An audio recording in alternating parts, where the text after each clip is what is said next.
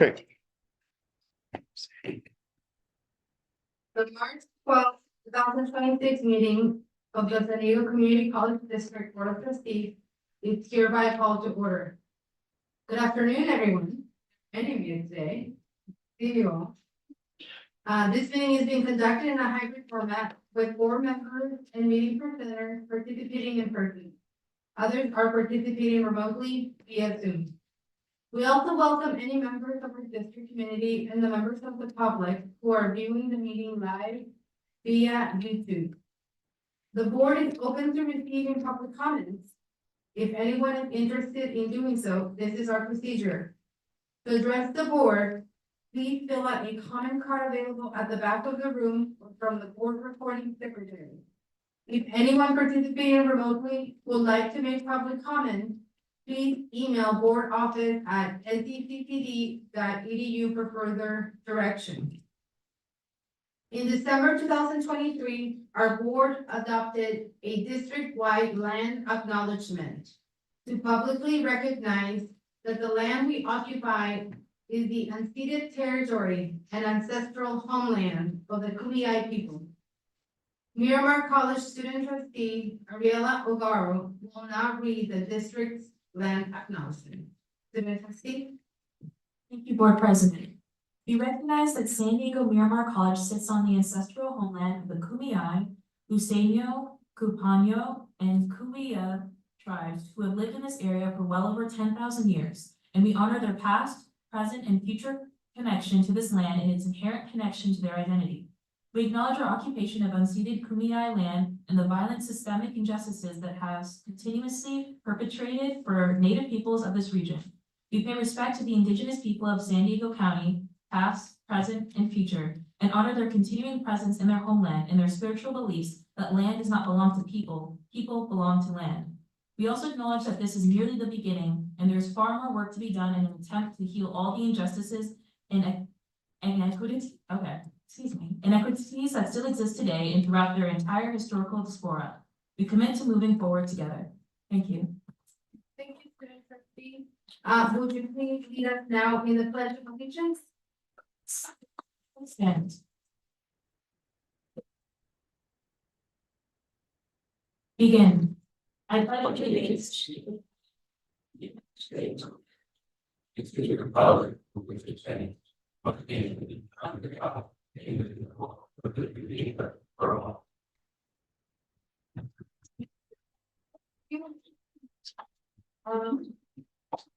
We have 2 readouts from closed session. The first one. The board adjourned from closed session with the following actions to report. Under item 2.02A of the closed session agenda on a motion by trustee Marichu Magaña and seconded by trustee Maria Nieto Senior, the board accepts the recommendation not to renew the employment contract of a full-time faculty member at San Diego City College. The vote was unanimous. And under item 2.02B of the closed session agenda on a motion by trustee Craig Milgram and seconded by trustee Mariah Jamison, the board accepts the recommendation not to renew the employment contract of a full-time faculty member at San Diego City College. The vote was also unanimous. Well, thank you for having us, Miramar College. We now start our Miramar College campus meeting. Chancellor Smith. Thank you, President Lundberg, and everyone at Miramar College for the work they're doing and the effort it went into host the board and the meeting here tonight. We do this every year, once at each college. There's an opportunity for the board to come out and see the college and to hear about the work and programs at the college. Also gives a chance for the college community to participate in board meetings, which doesn't always happen. So without taking any further time, for President Lundberg for our campus presentation. Thank you, Chancellor Smith, and welcome, Chancellor and trustees. We are excited to be here. As you can see, we have nearly a full house. Before we go any further, I'm just going to ask everybody to give our trustees a warm welcome to Miramar.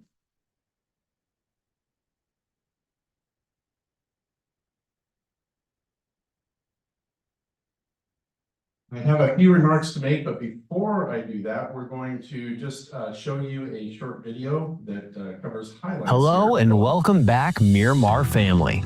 Our success as an institution would not be possible without each and every one of you. The beautiful. Do you guys want to stand up and sit in the front before we start? Oh, yeah. There are seats up here. Hello.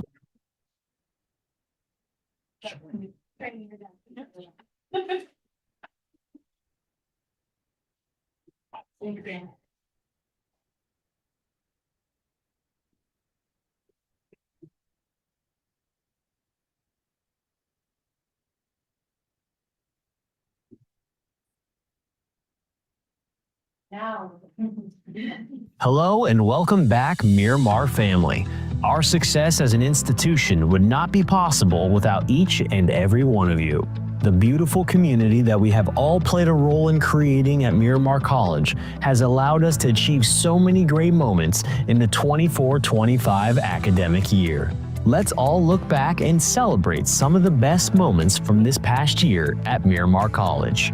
In an effort to eliminate disparity in the EMT workforce, AMR and San Diego Miramar College partnered to launch the first all-female Earn While You Learn EMT Academy. I think this opportunity lifted a burden that could have prevented me from pursuing a higher education in the EMS field. And because of this opportunity, I didn't have to worry about that. I just could concentrate on doing my best in school and be the best EMT that I could be. Upon completing the 16-week academy and passing a national EMT exam, the female students will be hired by AMR. The National Science Foundation awarded Miramar College with a $270,000 grant for advanced technological education. The 3-year grant will fund the college's zero-emission vehicle initiative to support future automotive technicians. It will also prompt faculty members at the college to provide ideas to improve technician education. The classes that we'll be developing will go further into the EV, how each system in there works, how to properly diagnose it, what the service parts of it are, the level of education that's necessary now for a technician to service these vehicles is vastly different. This grant will make education on zero-emission vehicles a reality for technicians in independent repair shops in the region. Many of these shops, along with their technicians, are from underserved communities who had no access to this training prior. Miramar College proudly serves 2,500 military-affiliated students, and this year, we were happy to open the newly expanded Veterans Resource Center. Military community is a distinct culture. And in order to best serve our military communities, we need to intentionally create spaces where people can come together and they can be in community and create belonging. And experiencing that belonging then can have success. This facility is now equipped with new furniture, private study and meeting rooms, a technology room, and a student lounge, which will all host numerous services to our veteran students. Miramar continues our tradition of celebrating the numerous sections of our vibrant community, including honoring the entrance to our institution with our annual flag raisings. We memorialize the true beginning of freedom in our nation. We remember and honor the native roots of the land we are built on.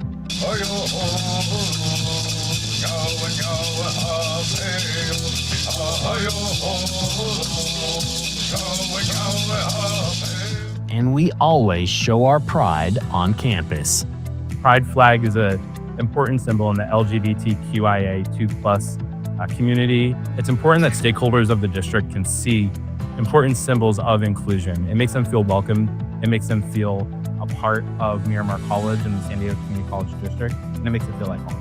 In athletics, our women's water polo team captured back-to-back PCAC titles with a trip to the SoCal Regional Championship. It was really rewarding to see all of our hard work pay off and just get the back-to-back win. And this being my last season and seeing the team grow from the beginning has been really cool to see. And I was here the year before Lucy got here, and to see her build the team up to get this back-to-back win has just been super rewarding. And I'm just so proud of our team and all of our coaches. This achievement is a testament to the dedication of our athletes, coaches, and trainers, and we couldn't be prouder of their accomplishments. At Miramar, we continue to foster the ideas of success to our next generation of students with our Discover series. Students get a wonderful opportunity to walk around on campus, meet with different faculty members, see our different programs in life, be able to see the classrooms, and then also they get a chance to ask questions if they want to learn more about college, everything from the change my major, what do I do, to what times are certain classes offered, and so on. We are excited for the future and endless possibilities that lie ahead at Miramar College. Our community allows every student the potential to achieve greatness. Here's to another year of success and inspiration at San Diego Miramar College.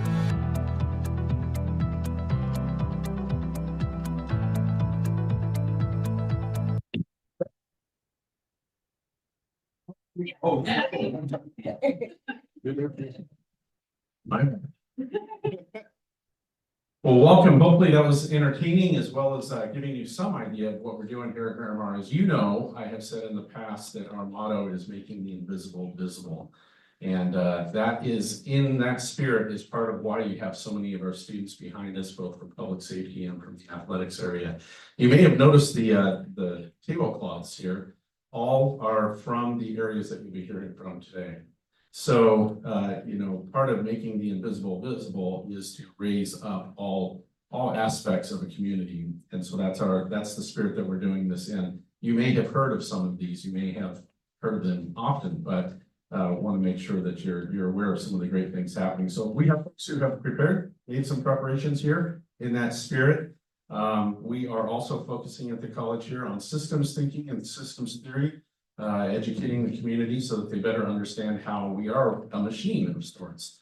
And as such, we have different aspects that have to work together in a very functional way to make sure that we achieve our goals and we fulfill our mission. So you'll be hearing first from Career and the Career and Life Design Center, often known as Career Services, but I love the name of that because it goes to what the intent of that is for, and Dean Jen Pena will be sharing with you about that. You'll also be hearing from our athletics area. You'll be hearing from, well, let me just pause there because we have so many of our students here. I think it's been a while since we had athletics kind of featured, so it's apropos that they're here.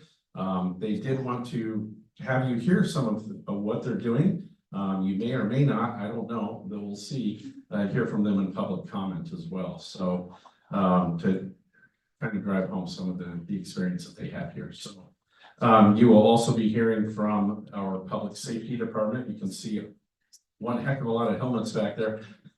Thank you for being here. As you know, we launched a new bachelor's program in public safety management this year, and so you'll be hearing about that.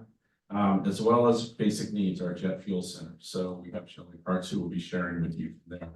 But I just want to kind of wanted to set the tone with the spirit of why we're here. We have a spirit of community at college that we're very proud of. It's been a changing culture over the last few years, and I'm just proud to stand before you now.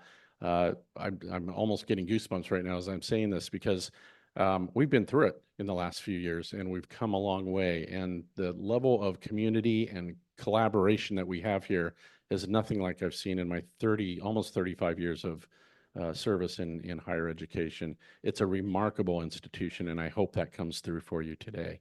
So without further ado, I'm going to ask Jen if she'll come up. Jen Pena, it's all yours.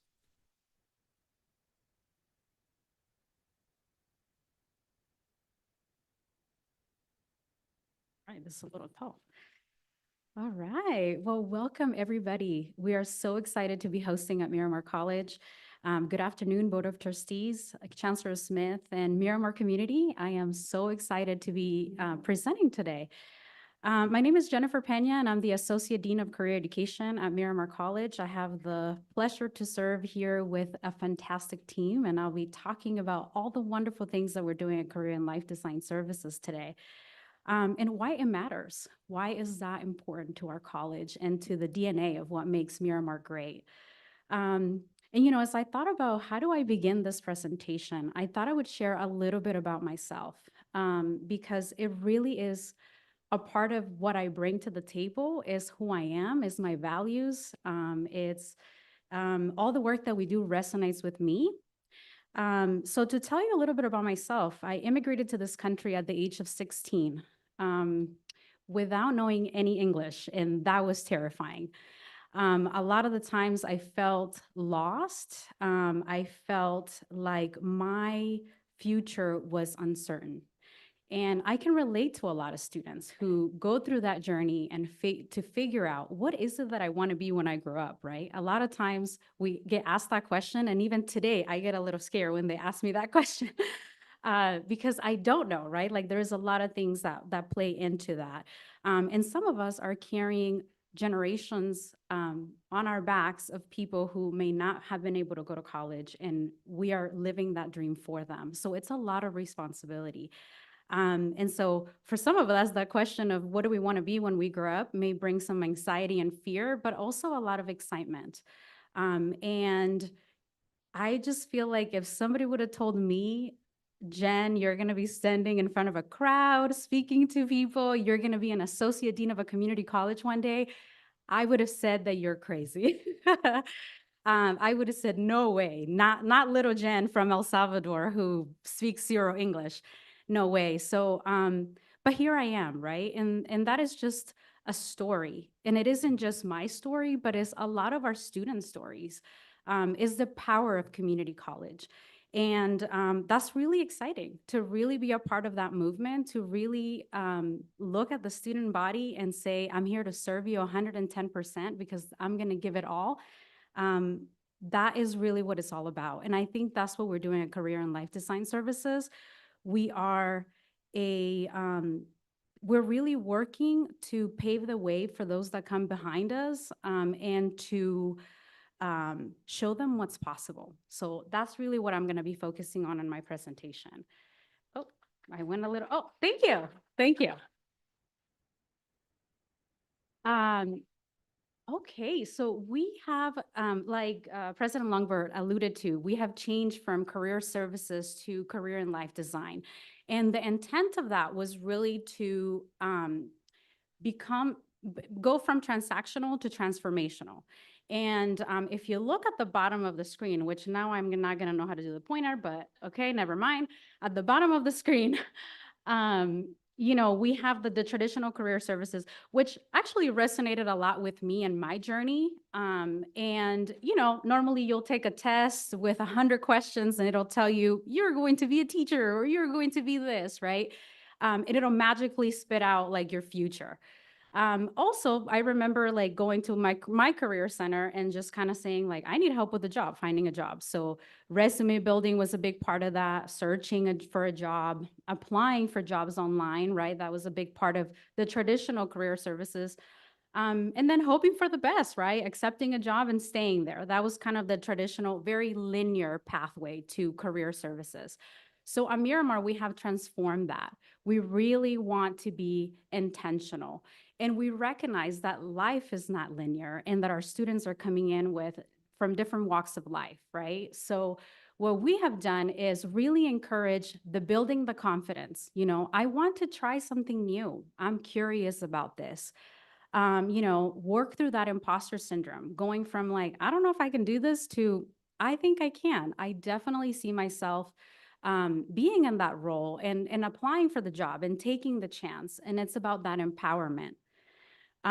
It's also about thinking about the possibilities, right? I will explore career paths and majors that align with my interests and values. That's really important for us.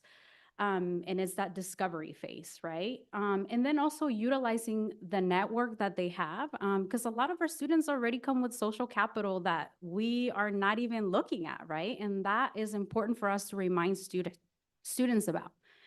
And that's connection. And then the last one I have here is there's no such things as mistakes. What did I learn from the experience? So really getting away from that fear of like maybe failure. A lot of us, that's very human, right? Like we face that all the time. But what is an opportunity to reflect and really say, what did I learn from that experience and how am I going to apply that when I go for the next job? Because that's just not, I'm not going to give up, right? So we're really, really trying to be intentional at Career and Life Design Services to promote this design thinking because we understand that students come in with lots of different things, right? They're not wearing just a student hat, but they are wearing multiple hats, right? Like some of them are parents, they're sons and daughters, they are providers, caregivers, right? Full-time workers. And, I think the most important thing that we do at Career and Life Design Services is we remind students that community college is a real college.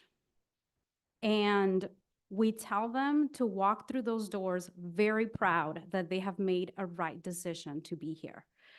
And, that they chose Miramar for a reason and that we are so excited that they made that decision. And we want every single student to know that that decision was excellent from the moment that they arrive on our campus. I unfortunately cannot get the student to come in today, but she was kind enough, Lauren, to send us a quote. And this is just the proven impact of our services at Career and Life Design. So she said, what began as a search for a professional direction turned into the most meaningful and impactful experiences of my academic journey. Laura, who's our counselor, guidance was practical, thoughtful, and tailored to my individual needs. She's not just a career counselor, she was a mentor and a champion. She believed in me during moments when I needed it the most. And she went above and beyond to help me with anything school or job related. Her warmth, dedication, and unwavering support made all the difference. And again, this is just a very small glance of the type of services that we're providing. And we're very, very proud of that. Oops, a little too fast there. Okay, so I think results speaks for themselves, right? We have seen a significant growth in student engagement since we have moved locations, and I'll go over that in just a second. But we have increased our number of appointments, counseling appointments by 18.5%, seeing 446 students. We have done classroom presentations and 100% increase in the number of those. 53 events and activities that we have hosted for our students related to career and jobs. So that's great. And the most exciting one for me is we have welcomed over 1,000 visitors from 2024 to 2025. Thank you. And I think these accomplishments don't really happen by accident. We were lucky enough to also grow our space, our physical space. So we began in the K1 building on the 3rd floor in a very small office with a couple of offices for faculty, a couple of round tables, if you see on that end, 2 computers, and that was it. And we were meant to service the whole Miramar community in that space. And we were up for the challenge. We said, yes, we could do this. But we also wanted to dream big because our students deserve that. So what we did is we, through a strategic plan, we apply for regional funds to support this expansion. So we are now located in the L104, which is right next door to us where we are right now. And we are now have all this dedicated counselor spaces, like we have 5 offices. We have a conference room, multiple student computers, a student lounge. Now we pair up with basic needs and we offer the free professional clothing closet in our area as well. And it really is a place for students to come in, and with the visitors that we've had, the 1,000 check-ins, it really is proven that students find community in our space. And we are very, very excited about that.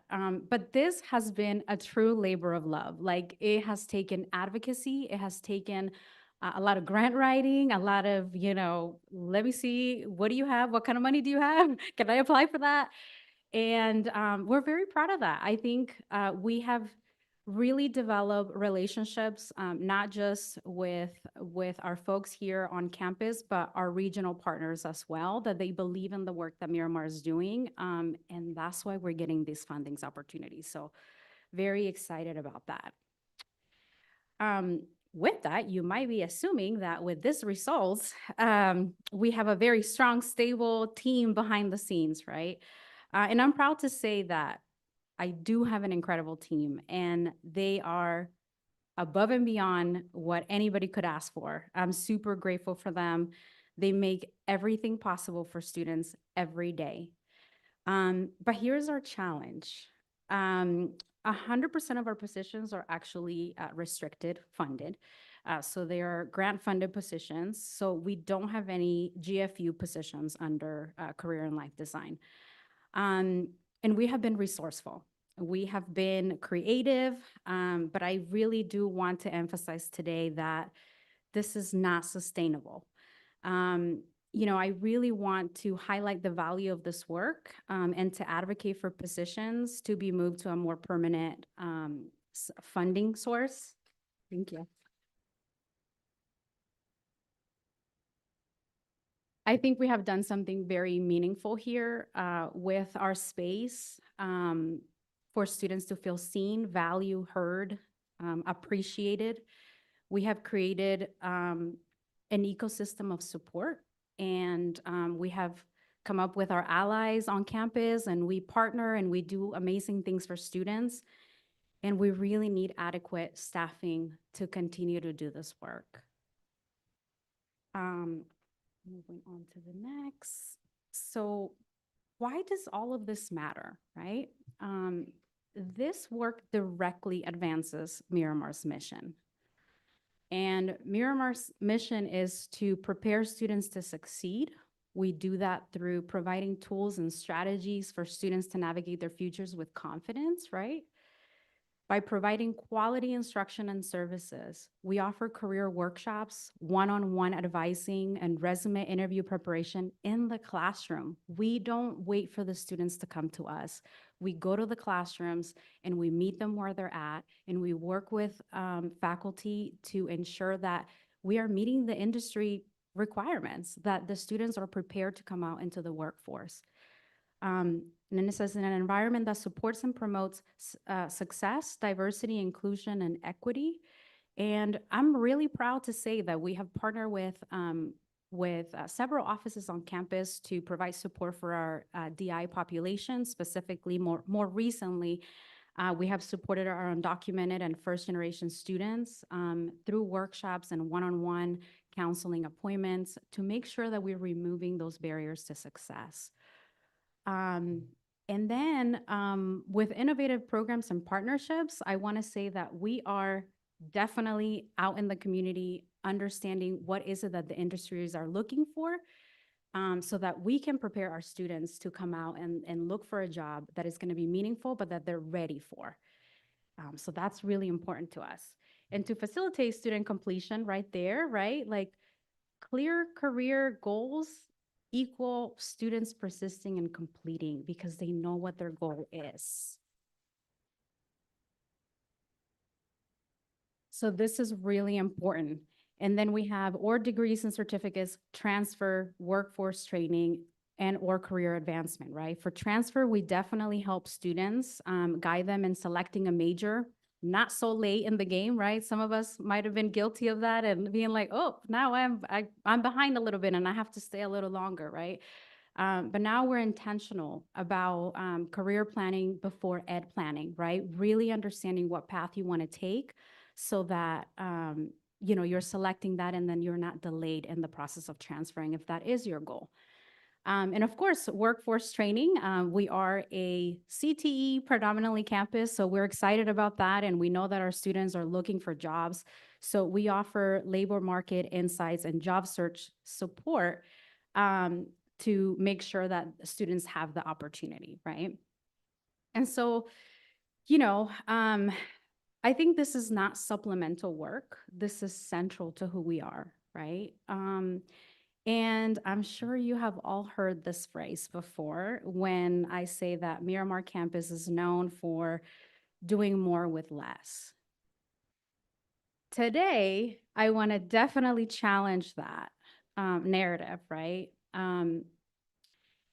Because I want Miramar to be the campus that advocates. Because students matter, because they deserve more.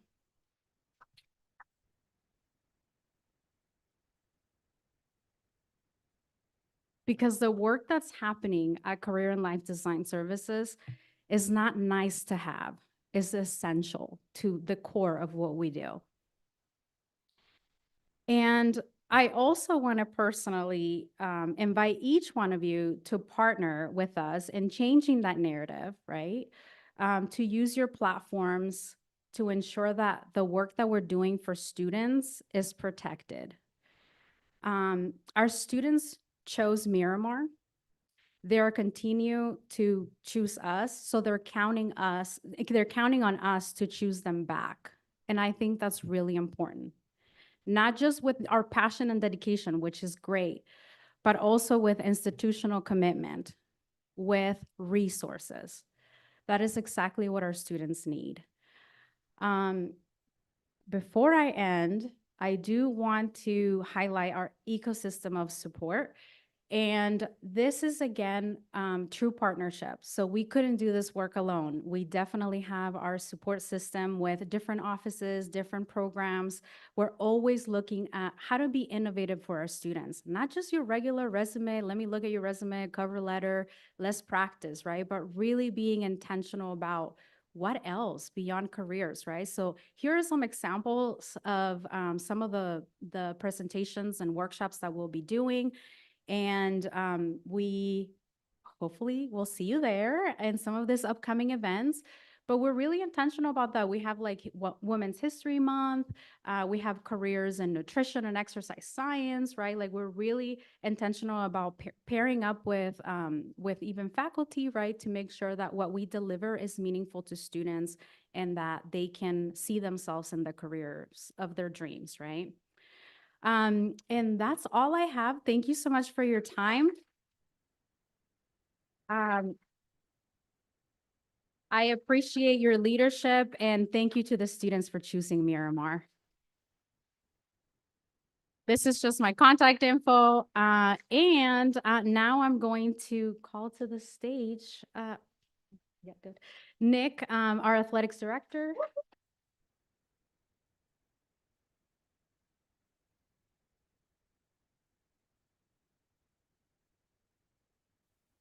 Okay, before we get started, we have a short little video that we like to show. It's built off of phones, so it's got some funky stuff to it, but we'll go ahead, we'll show the video, kind of give an idea of some of the things that we do and what's going on.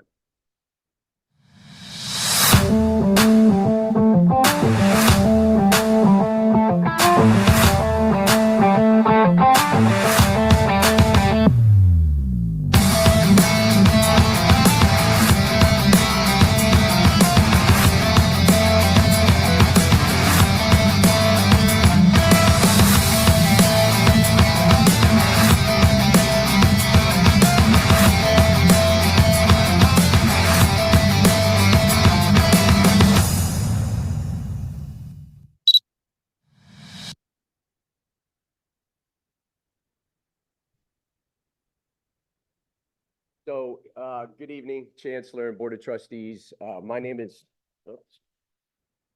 Nick Gaylor, and I'm the athletic director here at San Diego Miramar College. Before I get going, and I'm going to change some things up here, but before I get going, I'd like to introduce one of our student athletes, Victoria Kokor. She is. She'd like to give a few words and kind of speak to some of the situations that we have here on campus. So I'll turn it over to you real quick.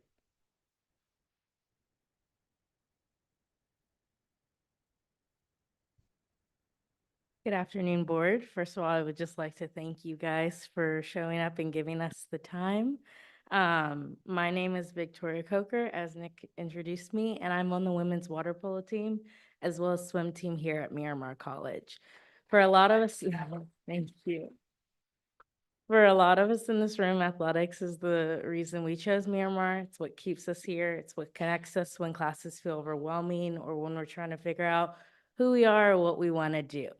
Being a student athlete gives you that identity. It gives you community, it gives you friends, and it gives you structure. What's really special about Miramar is that we've built a strong team culture and had a ton of success, even without some of the facilities that other community colleges already have. We share a space with the city. We've learned to adapt, and even through that, we continue to work hard every day and represent our school. But when we think about what our programs can become with the kind of facilities that support college athletics, it's really exciting. Team locker rooms aren't just storage. They're where we hang posters, feel safe, and cheer each other on before games. Team study hall isn't just a room. It's where we sit together and make sure we hold each other accountable to pass our classes and stay on track to transfer. A dedicated college soccer field or gym isn't just about competition. It's about feeling like we belong at the collegiate level. We're proud to represent Miramar College. We're grateful for the experience we've had here. With the right facilities, we know that Miramar athletics can continue to grow and give future student athletics even more opportunities to succeed. Thank you for your time.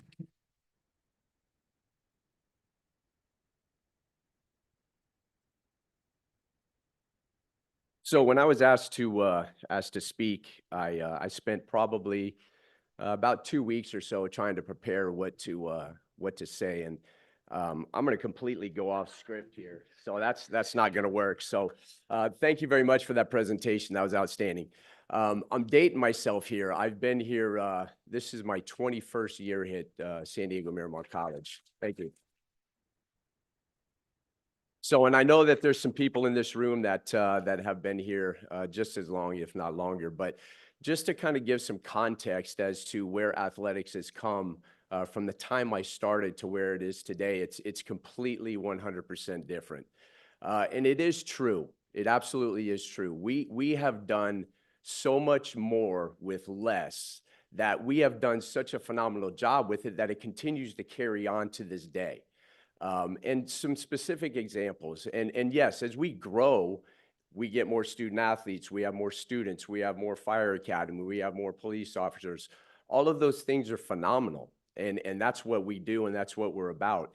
However, our facilities and some of the things that we have, the infrastructure is not quite there, and it needs to be there in order for our student athletes to bridge that gap between the community and the society, to be able to leave, transfer, graduate.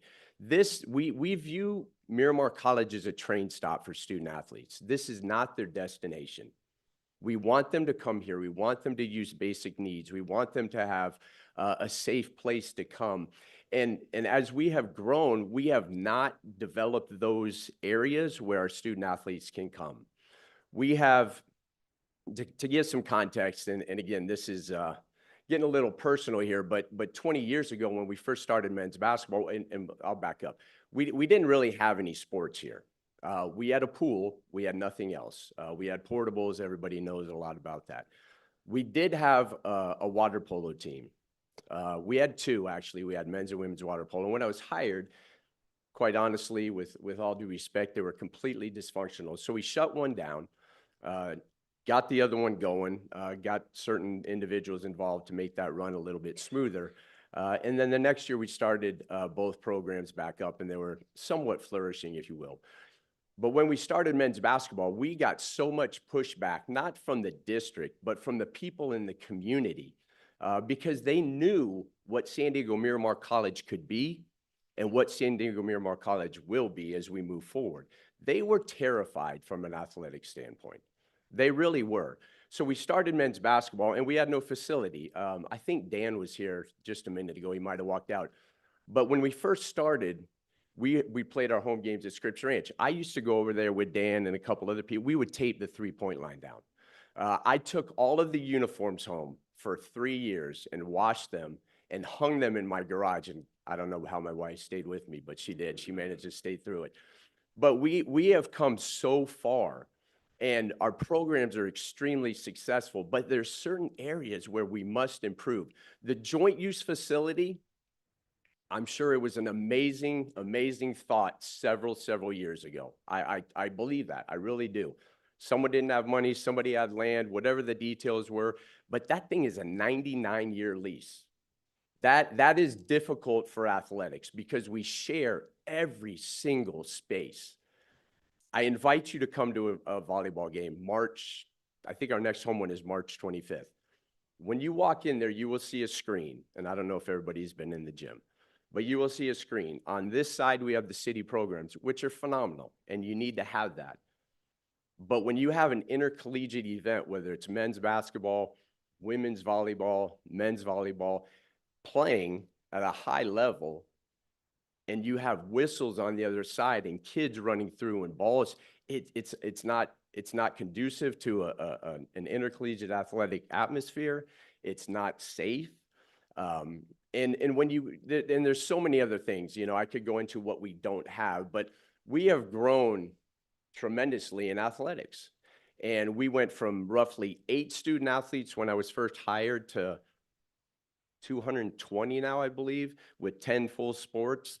So we have moved in a direction that is phenomenal, and we need the support. We don't have locker rooms. I don't know if anybody knew that, but we do not have locker rooms. Our men's and women's our men's basketball team, they change on the floor. They utilize the public restroom. Men's and women's volleyball do the same thing. So we have a lot of growth. We have a lot of things that we need. We have things that are just not ready for continued development. And we're trying to bridge the gap. We're trying to make it work. We're trying to find those safe spaces, if you will. We're trying to find the areas where student athletes can go get study hall, not just be interacted, which we encourage interaction with all parts of campus. But you can't take 150 student athletes and stick them into a study hall. It just doesn't work. You have to have dedicated space. You have to have locker rooms. You have to have you have to have a gym that is designated for intercollegiate athletics. Our soccer field is used 7 days a week, probably realistically 15 to 18 hours a day. You get people that go out there all the time, all hours, and it's completely worn down. So that is an area that we need significant help. So our athletes are here. They choose to come here and they stay. And we have made, the retention is outstanding. We have people that drive from Marietta to come down to play basketball. We have student athletes that drive all the way. They could choose to go to Miracosta, but they don't. They drive down the 5, they sit in traffic, they come here. They want to be a part of this, which is the culture here. And kudos to Dr. Lundberg and everything he's done. The culture has changed, and it filters down to the students. Yeah. So it filters down to the students, and the students want to be here. They want to compete here. They want to be here. And like I said, it's a train stop. They come here for a year, 2 years, 3 years, and they transfer on. And that's the goal. And then we want them to come back. And we have several student athletes, former student athletes that work for us now. This is a tremendous, tremendous accomplishment. A few years ago, we had the Student Athlete of the Year in the state of California for the 3C2A, which is a California Community College Athletic Association. There are probably, well, don't quote me on this, but 115 community colleges throughout the state, roughly. 100, how many? 116, so I was close. We had the Male Athlete of the Year for all sports. So it's great. So we're doing these great things, but it can't be, as you had mentioned, it cannot be we continue to do more with less. It has to be where we are competing at a high level, as we are, with high level facilities. and we make do, but we have to, as we grow and as we bring more students, and not just student athletes, but more students here, we have got to make strides within our facilities, and we have to make strides within the infrastructure. So we have several student athletes here. I know they would like to make a comment later on when we're done, but we have come a long way, but we're not done yet. And I can tell you, we have, as you saw, back-to-back water polo championships. Our soccer team was one of the best in the state for several years. We won back-to-back PCAC championships. Men's basketball won the conference championship 2 years ago. I don't know if Ricky's in the house, but is Ricky here? Oh, God. Well, kudos to San Diego City. They are in the Final 8 for men's basketball, and I wish them well because we are a district. So,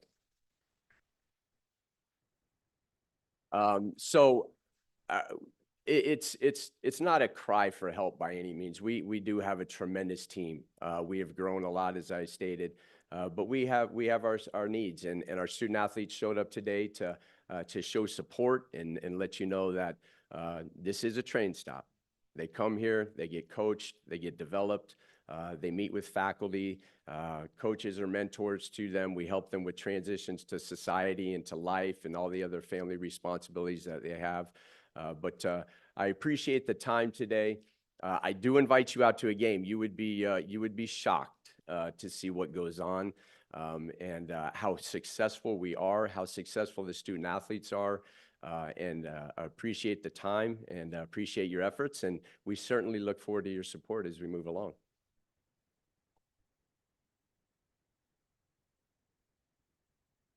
And now I will turn it over to Dr. Jacqueline Hester.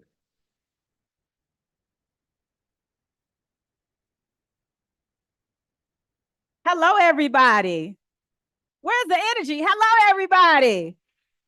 All right, I am Dr. Jacqueline Hester. I have the pleasure of serving as the Dean for Public Safety. Before I start, I would be remiss if I did not acknowledge our law enforcement partnerships. Can you please stand?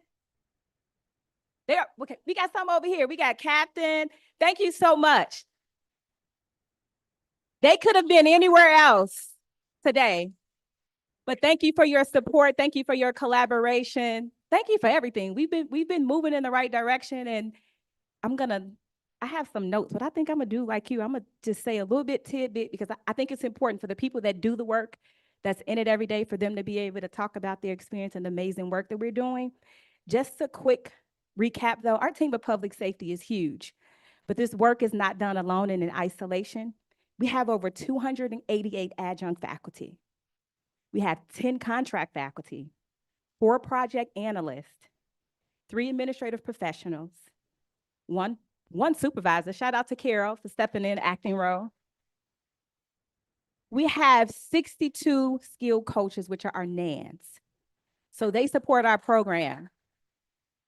One thing I can say about my team is they're the first to arrive and the last to leave. They're compassionate, but mostly what I respect and love about them is that we hold each other accountable. It's not a one-way street. And so each day we push the mark. We try new things, we try it out. Sometimes they like, Dean Hester, what are we doing? I'm like, let's just try it and see if it worked. Great. If not, we'll move on. But I'm gonna pass the mic over to my amazing team. All right, so we're gonna start off with our law enforcement. Give it up for Sergeant Lee and Fafita. I think this is the first time that we've ever presented as a team, and just to show you like the camaraderie that we have. So although they don't necessarily report to me, it just really shows you that the community that we built here. And then one of the things that President always challenges us to make them visible and really build community. And community is an action word. But most importantly, my team this is equity in action. So I'm gonna pass the mic. All right.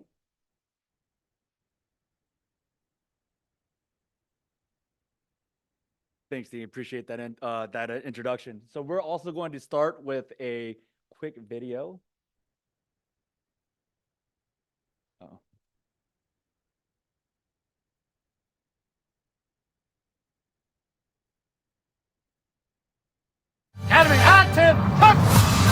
It starts with a choice. To push past the breaking point, to choose discipline over ease. We don't just build strength, we build character.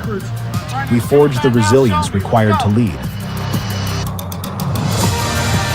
Because the Academy is more than a training ground, it is our foundation. From these challenges, we rise to serve, to protect, and to make a lasting difference. This is where excellence begins. Every officer and deputy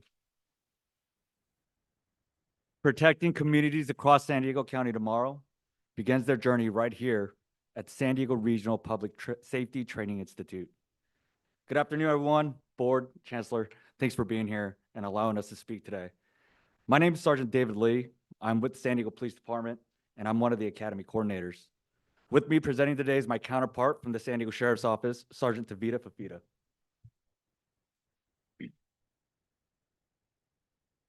We're both graduates from this program. Today, we want to introduce to you what we do here at San Diego Regional Public Safety Training Institute, located right here at San Diego Miramar College. Just for some insight, we train the next generation of law enforcement for the greater San Diego region right here. We focus on developing professional, ethical, and community-focused officers and deputies.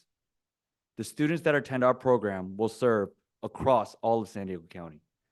99% of the deputies and officers you encounter in your community, which you live and work, were trained right here at San Diego Miramar College. Now, I would like to highlight that we're California's only true regional academy. What does that mean? It's a great question. That means every agency in our county sends their new hire recruits to be trained here in our program. This is unique because every other academy in the state has one agency sponsoring the curriculum, or a program is provided to prospective students that have yet to be hired by an agency. Every student attending our program are already hired, sponsored by one of our many agencies within our county and outside of it. Each agency have an equal say on the training that is provided. This provides our officers and deputies the groundwork to develop friendship, rapport, teamwork, and understanding the foundations of policing together. Nowhere else in the state do you see this kind of collaboration and interagency cooperation, and it starts here in San Diego on day one. Now, what does that provide? Another fantastic question. That provides a cohesiveness within our county to know no matter what the situation is, whether it's a large-scale event like the World Series by the Padres, maybe one day, or a critical incident like the active shooter we had at the synagogue in Poway several years ago.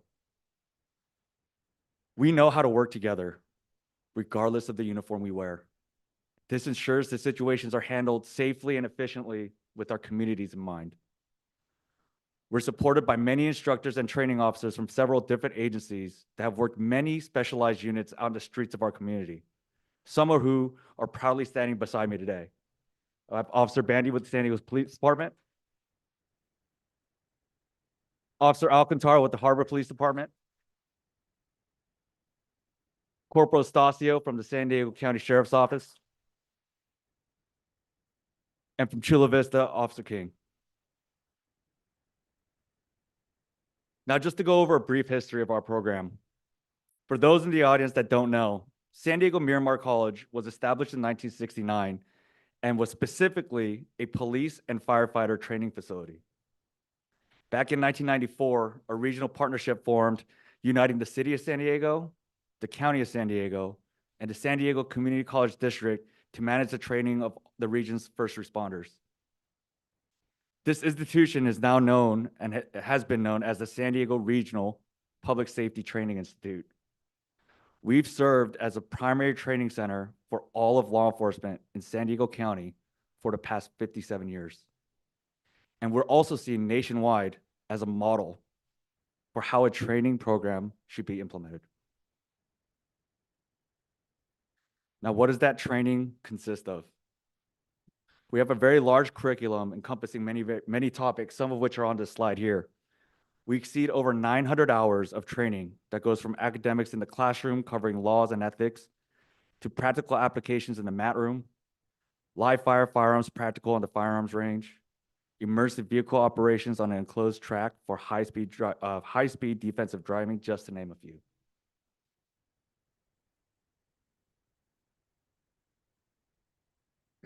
Good afternoon. Thank you for the opportunity to speak with you today.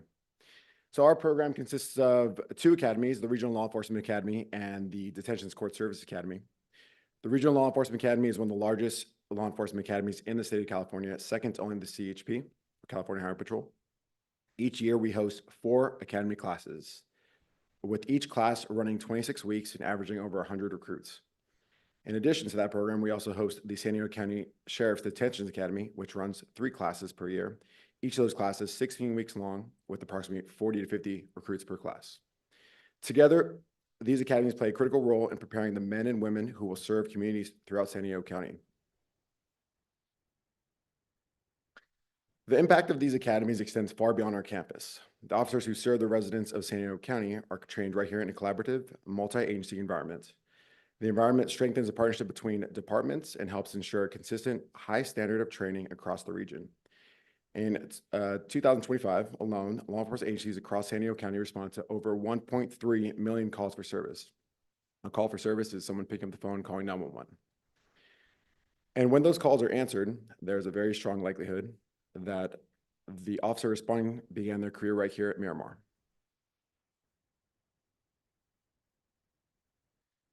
Sometimes the best way to understand the impact of a program like this is through the people who have come through. All of the staff here and everyone who stood up in the back for my command, they all went through this academy, every single one of us. I personally began my career as a recruit 15 years ago, completing both academies, the 26-week Regional Academy and the 16-week Detention Academy. That training helped shape me and prepare me to serve the community throughout San Diego County. Now, years later, I have the privilege of returning, this time to help train the next generation of officers and deputies who will serve the community. For me and many others, the Academy represents not just training, but the foundation of an entire career of public service. What you're seeing here on the screen is the most recent graduating class of the Regional Law Enforcement Academy. This is actually day 1 of the 143rd. They began their career or their day 1 of their academy on July of last year. Great training produces great officers, and the environment where the training takes place matters. I'm gonna go off a little bit off script here because I've heard the last 2 speakers talk about where they started and how they grew. I would just like to say where we started is still where we're at. So all of us went to the same classrooms, sat in the same chairs, and are in the same facilities to this day. So we're hoping that we can grow from there. So by continuing to invest in our facilities, equipment, and training spaces, we ensure that this academy reflects the professionalism, discipline, and standards expected of law enforcement in San Diego County. Just as importantly, it ensures we continue producing the caliber of deputies and officers that our community deserve. Looking ahead, the Academy continues to move forward at a full pace. Our 144th Regional Academy will graduate in just a few weeks on April 13th. And shortly after that, we welcome our new group from the 146th Academy on April 27th. Before I close, I would like to extend an open invitation to each of you and welcome you to visit the Academy and observe firsthand dedication, discipline, and hard work that goes into preparing each recruit and for their future and career in law enforcement. Because the officers and deputies who serve and protect San Diego County tomorrow are training here today. Thank you.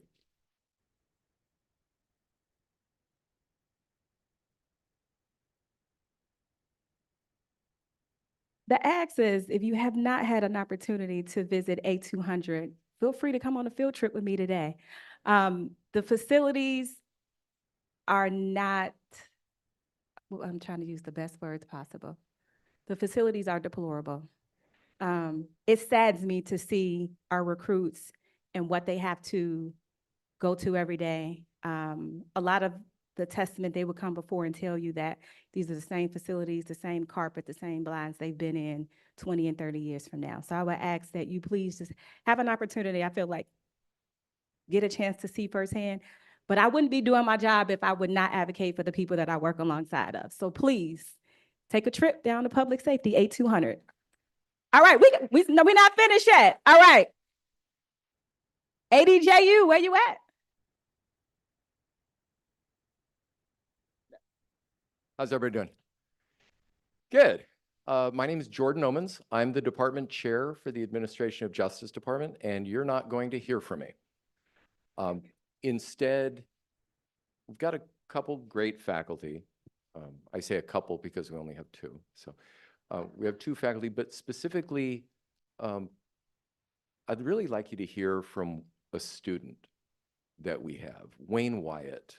And it would be wonderful if you could consider what this place means for a student to come here.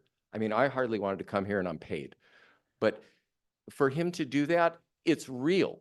It's real. And I'd love you to hear the real impact instead of just listening to me. So what I'm going to do is I want to introduce David Melhoff, a faculty member. He's going to give a quick presentation, and then I do want you to hear from our student. Thank you. Hello, everybody. So to echo the similar message, I've been around a long time as well. You know, I think back to whenever I first came over to Miramar College to take my physical ability test right down at the far south end of campus. That was 36 years ago. Wow, long time ago. And then whenever I started here working at the academy as instructor 26 years ago, everything still looks the same. So I feel like I'm stepping into a time machine when I come to work daily. But I still love it here. And I love really what we're doing in administration of justice and working in hand with training the future leaders in law enforcement in conjunction with our academy staff. Because really, we have to have the mindset in our instructional design of being transformational instructors and imparting that upon our students as well. You know, the core instructional design of our courses is critical thinking and problem solving, with the fact that we have to offer them reality-based training. They're going to be facing some really difficult situations whenever they go out into the criminal justice profession, not just as police officers and deputy sheriffs, but as probation officers, as corrections deputies. Some of them may actually want to work in the private sector and security management, but we give them a strong foundation. I think I'll echo what Jordan just said. It's important for you to hear from a student. So I'd like to invite up Wayne Wyatt to come and tell us a bit about his experience.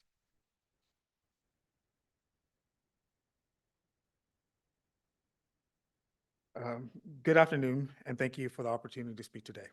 My name is Wayne Wyatt. I am a student in the Administration of Justice program. I'm gonna start off with a quick confession. I don't enjoy public speaking. So I'm standing up here today a bit out of my comfort zone.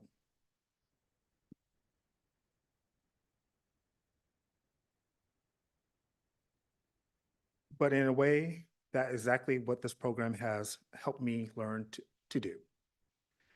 Step out of my comfort zone and grow. One things that stood out to me the most about this program is how much emphasize on real world activities and learning. Through my courses, honor project and develop skills that grow beyond the classroom, things like critical thinking, problem solving, and even public speaking. Those skills came from hand-on activities, open discussions, and learning how to break down and complex issues using tools like mind mapping and structured critical thinking. As someone who tends to overthink things, even struggle with dyslexia, those teaching methods made a real difference in me. With the guidance and encouragement of Professor Melhoff, especially through my honors project, I began to realize I had a real potential to grow in a career in probation and public safety. This program didn't just help me in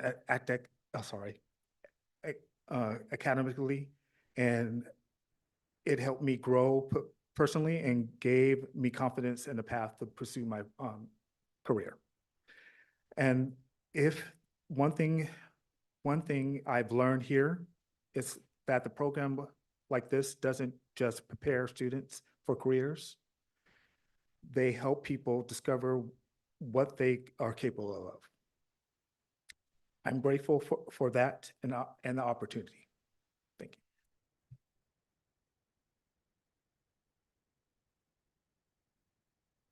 All right. Thank you, Wayne, for doing that. I want to let you guys know something. So Wayne and I met about a year ago when he was a student in my class. It was my Introduction to Administration of Justice class. And one of the things I do with them right off the bat, they have to do a team introduction. So they partner off with someone in class. I give them newsprint, some Sharpie markers, and I say, okay, interview your partner, 7 minutes each.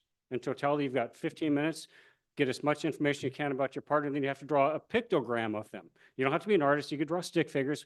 The only word I want to see up on that diagram, on the poster, is their first name. They have to come up and do an ad hoc presentation of each other to the whole class. And from there, and I tell them, you're going to be talking a lot in front of the students. And Wayne told me, he said, Professor, this is during the break one time, he said, Professor, I don't like doing that. I go, okay, yeah, I can work with you on that. And he goes, thank you, but I'm going to challenge myself. I want you to force me into these situations and make sure I do it more. So whenever I found out about this presentation, guess whose name popped into my head? So that's why Wayne is here, because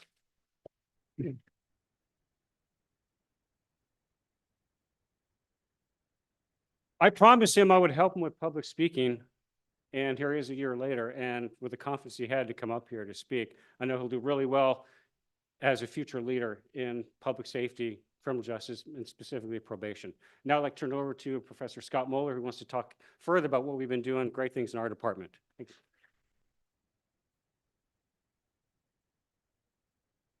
Good afternoon, Good afternoon, everyone. Thank you for being here. Thank you for your time. Like Mr. Melhoff said, my name is Scott Moeller. I'm a professor in the Administration of Justice Department. One of the things, and oh, by the way, I do kind of get into public speaking quite a bit, so feel free to, take the cane and pull me off if I'm going over time. That's not my intent. But I am excited about this topic, so let's do it, okay? So one of the things I want to say is one thing that we try to accomplish in our program is everybody that teaches in our program has real life field experience in law enforcement or or corrections. For me, I'm not a former police officer like many of our professors are. I'm an attorney. I was a prosecutor for about 15 years, did civil litigation for a few years as well. But anyway, so I tend to focus on the courtroom side of things, right? And what you're looking at right now is our mock trial courtroom, which we just developed with the leadership of our dean. I really want to thank our dean for that. I really appreciate it. I've been trying for this for 10 years, ever since I got to Miramar, and now it's happened. So I'm very excited about it. It's very much a grassroots effort. I serve as the judge, and yes, I wear my graduation robe every court trial. The same one I wore in law school, the same one I wear at commencement every year. So it gets more use than most. But anyway, so we run mock trials in this courtroom every semester, at the end of every semester. It's very exciting. Our students learn to give opening statements, closing arguments. They conduct direct examination, cross-examination. They learn all the skills necessary to take a case to trial. Maybe more importantly, it also brings together all sorts of concepts that are really core to our criminal justice system. We were just literally talking about it today in two of my classes, and how some of the things that come into play are rights that are given to us in the Constitution are provided for us in our Sixth Amendment, for example, trial rights, and Fifth Amendment as well. And so anyway, this is where we do our mock trials every semester. You're all invited. If any of you ever want to come, you can come and watch anytime. My students all know this too. Current and past students are also welcome to come anytime. You are welcome to come and watch. You're welcome to come and serve on our jury right here. You're welcome to come and serve as a witness. You're also welcome to come and serve as an attorney if you want to take on that role. So it's definitely something that's open to everyone. It's very exciting. Every time I poll my classes about what they liked and what they didn't like, that comes out as their favorite part of the class.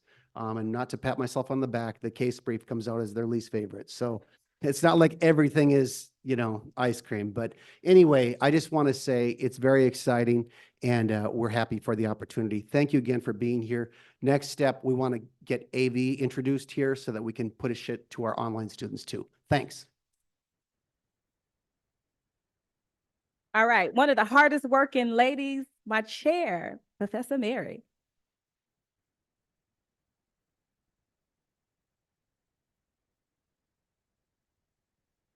I want to share my appreciation with the people who work in the School of Public Safety, including our law enforcement officers, our fire people, our baccalaureate program, the EMT program.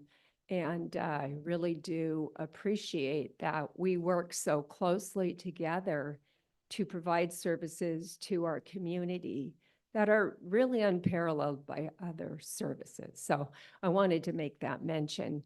Please stand up if you have accessed the EMS system to have maybe someone come to your home when it was possibly the worst time in your life.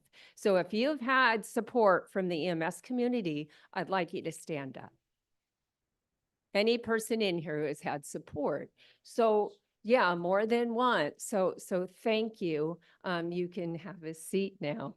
I won't torture you anymore. But the point is that we provide education and training to most likely the majority of EMTs in San Diego. We actually have 7 classes of EMTs every semester. We have between 35 and 40 students per class. Those students spend 210 hours in education and training. And if you have been an EMT in our program, and I can see most people on this side, could you please raise your hands? So who was EMT trained at Miramar? Please turn around and look at them. And perfect. I am always so proud of our students because they really do represent Miramar. So Darren, I'm actually going to take his story away from him because his mom was recently taken to the hospital because she had a medical emergency. And when they came to her place to pick her up, he said, "Oh, where did you have your training?" And Darren responded, "At Miramar." Okay. So I've heard this many, many, many times. We do train high school students. We train a cohort of health science high and middle college high school students every spring. Along with them, we train Kearney high school students. We serve between 25 and 30 of them. So we dedicate our time to them. We also serve military. So now we have an on-base military satellite program where we're currently serving 27 Marines from different areas, from different bases. And I want to say that I appreciate Miramar because they provided a lot of those resources for these students and these programs. We serve the Conservation Corps. We serve a variety of ages and students, including people who are my age. I know it's difficult for you to believe, but many older people want to become EMTs because they would like to volunteer for search and rescue. So we serve people across the spectrum.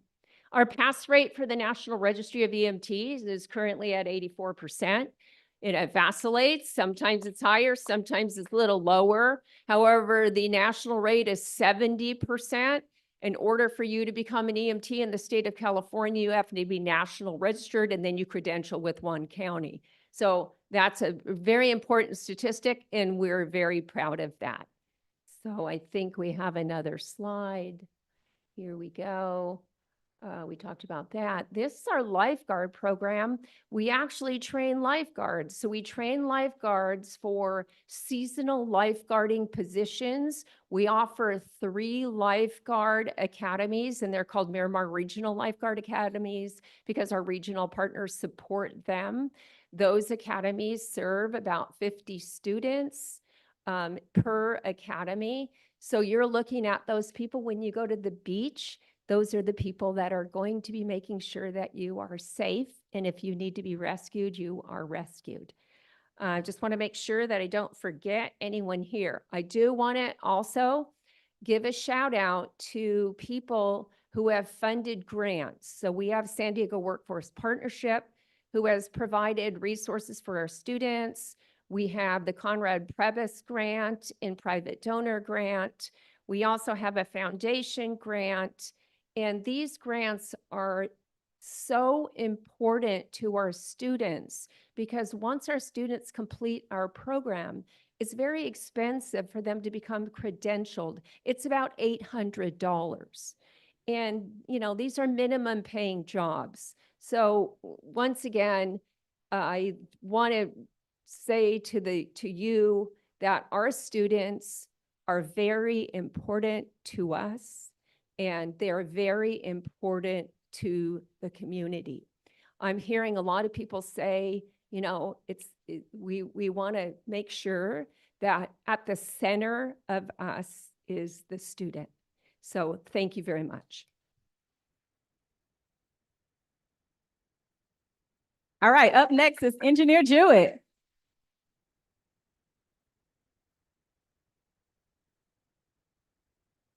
All right, good afternoon. My name is Matthew Jewett. I'm the Fire Academy Director at Miramar College and only full-time faculty member for the program. With me, I have AJ Littlejohn. He is our class leader for our current Fire Academy. Our current Fire Academy has all volunteered their time to be here to support our presentation. So thank you for coming today, Academy Class 17. So AJ is going to anchor me on our presentation. If we could get the next slide, that'd be great. We just wanted to real quickly share what we do and who we support. We support the region. There's over 4,000 firefighters in the San Diego County region. Projected job growth is quite a bit up to 2032, 6 to 8%. That's with homes, the population growth, that's with homes being built, that's with us moving into the wildland urban interface area. Regional openings right now are about 120 to 180 firefighters. That's a lot. That's a lot. We have 53 here sitting right now that could be employed to fill that void. What we deliver a state fire training, internationally accredited fire academy. What does that mean? Anybody have an idea what internationally accredited means? Dean Hester. They can go anywhere, absolutely. So they have reciprocity to not have to go back through the Firefighter One Academy if they go to New York, Texas, Oregon, wherever in the United States, except for Florida and Hawaii are the only outliers. But they have that reciprocity. So they're putting in the work here. They don't have to put in the work again to get certified. The certification's aligned with the state Firefighter One certification. So we are accredited through the state, who is then accredited through IFSAC and Pro Board. Our role is a pre-service academy. So every student you see in the back there is not on the job. They're not getting paid. They're paying to be here. And that costs anywhere from $3,500 to $4,000 for them to be sitting in these seats to go to the academy for an 18-week academy. And the reason is most agencies don't have the budgets, the bandwidth, or the ability to put on Firefighter One academies. Very few fire departments do. Large metropolitan agencies do, like San Diego City, Chula Vista, but most other agencies in the region do not have that ability. So they rely on the colleges to hire our students for employment. Our partnership agencies that we work with are listed there. I'm not going to read them all, but there's a lot. There's a lot. I could get the next slide, it'd be great. Our outcomes. We graduate about 90 academy students a semester, and it is climbing. Like I said, we have 53 students in this academy right now. That is the largest academy Miramar College has ever had. Yeah. When I started here 4 years ago, we were in the 30s. We're in the 50s this semester, and it's only going to get more. Our applications are growing. We're likely to get 60 to 70 students next semester. What's holding us back from growing even more are the facilities. We just can't fit that many people in an academy classroom. They just won't fit. The bathrooms, the classroom, the facilities, the training grounds, the props. In order for them to get the sets and reps on the skills that they are required to do to get that international accreditation, they just can't because there's not the space and not the resources. Let's see. High completion rate. So these 53 were there on the third day of the academy. We're just about 3/4 of the way through, and I'm hopeful they'll all graduate. That's amazing. That's amazing. We've had a lot of testing that they've gotten through and a lot of adversity they've gotten through. Salaries starting in San Diego, 70,000 to 90,000 starting. That's step one, firefighter. That doesn't include medical benefits, retirement, all those other benefits that are included. That's starting step one, and then they get steps every year after that that go up. The investment for them is 2 to 3 semesters to get this job. There you go, EMT, 2 other prerequisite classes. They're in the academy, potentially 2 semesters, and they're getting a $70,000 to $90,000 year job. That's huge. That's huge. I have a story to share about our last academy that graduated in December. We have 2 ends of the spectrum, age spectrum, that I'm going to share. We had one student who was 19 years old, straight out of high school. She did her prerequisites while in high school with Miramar College. Maggie Bessie's her name. She just graduated December. She got hired in January with San Diego City Fire, is now making $80,000 a year. At 19 years old, she's making that. On the other end of that spectrum was Joseph Hayes. He is 38 years old. He was a elementary school teacher for 15 years. He had always dreamed to be a firefighter. He said, you know what, I'm going to resign, go back to school, and become a firefighter. He also graduated in December and got hired and started with San Diego City in January. So we have students that represent a wide range of people and backgrounds. Oh, not quite there. Go back. So yeah, a firefighter average salary is $94,000 in the county, and firefighter paramedic average $106,000 a year. Okay, now we can move on. So yeah, we kind of went over these 30 plus agencies that we serve in this county. 30 plus agencies that these students can get hired with. Most graduates secure positions with all risk firefighters. That means they go on any kind of 911 call. So when we train them, we're training hazardous materials, wildland and structural firefighting, rescue, extrication, vehicle rescues, and anything they could be potentially called for, and as wildland firefighters with the county of San Diego CAL FIRE. Okay, next slide. Okay, so let's see, I want to make sure I covered everything. We have just another stat. We have 34 adjuncts that support the academy who are either still on the job or retired. And then myself as the one full-time faculty member, we have 30 skills coaches who support the academy. And it is a truly regional academy. So these instructors are amazing. They come from all the way up from North County, Oceanside, Encinitas, all the way down to Chula Vista, and all the way east is El Cajon, from different fire departments, and truly represent the region to support the region. So I just wanted to paint the picture of what we do, what we offer to our students and the region for the workforce. Now I'm going to turn it over to AJ so he can share his testimony of what this experience has been. Thank you.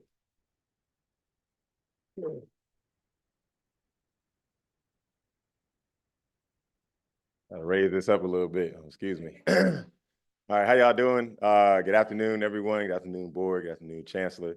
My name is AJ Littlejohn. I'm originally from Virginia. I moved down to North Carolina in my sophomore year of high school, so about 2010. Outside of high school, I joined the Marine Corps. I did 6 years. I was an aircraft electrician.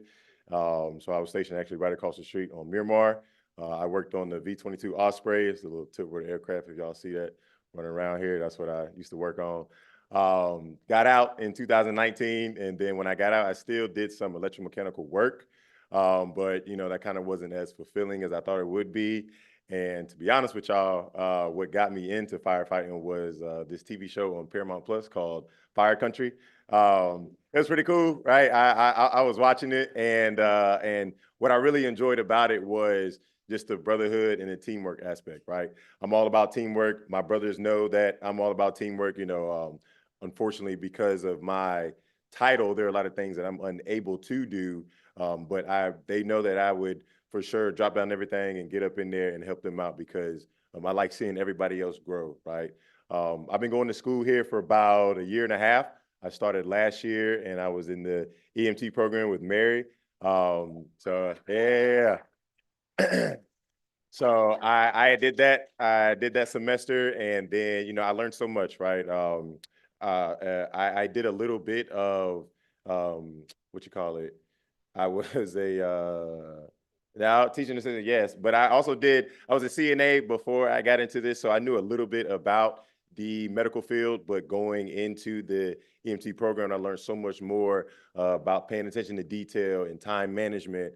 And something that Mary constantly told us was your knowledge informs your skill, right? So that's something that I also carried into getting ready in preparation for the fire academy, right? And we have this slip on it's like our name slip, and on the back of our name slip, it says, a good firefighter knows how, but an educated firefighter knows why, right? So with all that learning that I've done in EMT and transferring over into the fire academy, it's just a well blend of what it is that we do, right? I'm constantly telling my brothers that, we need to make sure we're paying attention to detail. We need to make sure that we're being meticulous, stress the small things, right? Complacency kills. We understand that what we're getting into is a very serious field, right?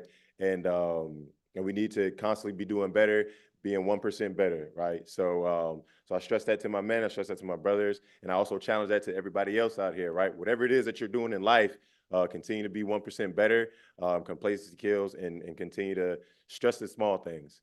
So I'm gonna take up too much of your time, but that was it. Thank y'all. All right.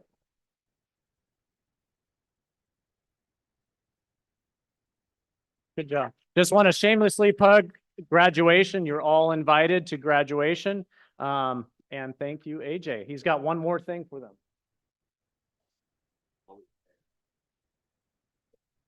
Hey, what's up? Attention! Thank you, Board of Trustees! Thank you, Board of Trustees! Thank you, Chancellor Smith! Peace!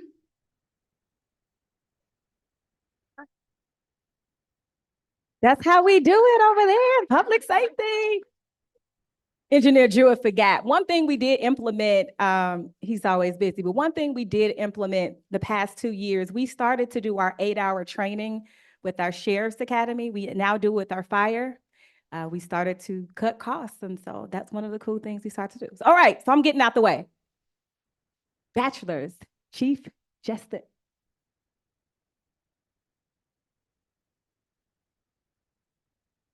Let me lower this back down. Hey, Academy Engineer Jewett just told me that if you don't clap as loud as you did for him, for me, then he's going to make you do extra push-ups. I'm just throwing that out there. Oh, yeah. Okay, getting close, getting close. I am a proud graduate of the EMT program here as well. My journey into the fire service started in a community college. And, oh, here we go, hold on a second. It was in the late 1900s, though. That's when I graduated quite a while ago. I want to talk a little about our bachelor's degree program in public safety management. A new program, but it's extremely exciting. And it's exciting because we're kind of like the next step beyond all of the presentations that you've just heard here today. Our students are not just from San Diego County. So a couple graphs here. We have many of our students from San Diego County, but we also have students who are from Imperial County, Orange County, LA County, San Bernardino, Riverside County. So the great thing about our program is it's not necessarily just for individuals that just reside in this community. In addition, I wanted to highlight who we serve. We serve law enforcement, we serve fire service, lifeguards. We have those that are emergency medical specialists. We have those in emergency management. We have those that are veterans that are coming out of their careers of service and want to go into a different public service career. So we have a broad range of students in our program. This is not the right image for some reason or another, but I wanted to talk about the professional service life cycle. Now, I had another slide, but what this said was community college is really the first step. And so for many of our young adults in here, they go to community college like Miramar because they have a specific career goal in mind. And then the next step is they get a job. And I think Engineer Jewett just mentioned that you get a job at somewhere like City of San Diego or Santee, where I worked my career, or Coronado. Then you start a life. And then you realize, I actually want a little bit more in my career. And in order to do that, I actually need to cycle back into this college, academia. And what's really cool is many of us, me being one of them, had to find alternate places to go to finish up our degrees. And now Miramar College is offering service to those individuals that started here. They have a job, they start their life, and maybe they know they want to promote. That is where really our program is tailored towards individuals that are trying to level up in their respective organizations. Looks like some of my slides got combined here somehow.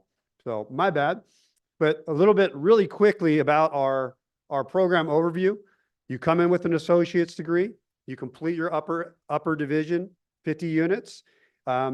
Most of it is online, and almost 99% of it is online. And that's what allows us to capture students from outside of our county boundaries. But the coolest thing is the cost of our program is well under $10,000. So hypothetically, you could get your entire 4-year education if you take advantage of some of the free associate's degree courses, come into our program, and you could leave with a bachelor's degree of less than $10,000. I have 2 boys in college right now, one at Arizona State, one at Cal Poly San Luis Obispo. I can assure you that I am paying a lot more than that every single semester. And so this is a bargain. And one of the cool things is that our program is tailored towards individuals that are working in police, fire, EMS, emergency management. And we have embedded these certifications, and you see these certain certifications from CSTI, TEACS, EMI, into our program so that when our students finish, they don't just have a degree, they actually have some certifications that are meaningful towards promotion or specialization within their field. We're trying to help those individuals in our program go from kind of the street level operator up to understanding the bigger picture of managing within their organization. And eventually they'll move on to a worldview. So just think about this statement is we want to foster a growth mindset. Hopefully all of our young adults that are sitting in this audience, when you get a job, when you finally get that job you've been working towards, look at that as the starting point, not the finish line. It's amazing to finally get that paycheck, but there's a lot more to learn. And we hope that we could be your servicing agent for that as your career grows and your needs grow. So our goal is to help develop the next generation of leaders that will be serving our community. And we appreciate the vision of the board, the vision of so many people that helped to bring this program to fruition. We're on the 2nd semester of our very first cohort, and we look forward to growing the program and maybe being in a room like this or even bigger in a year from now, watching our first cohort graduate from our program. So thank you for your time.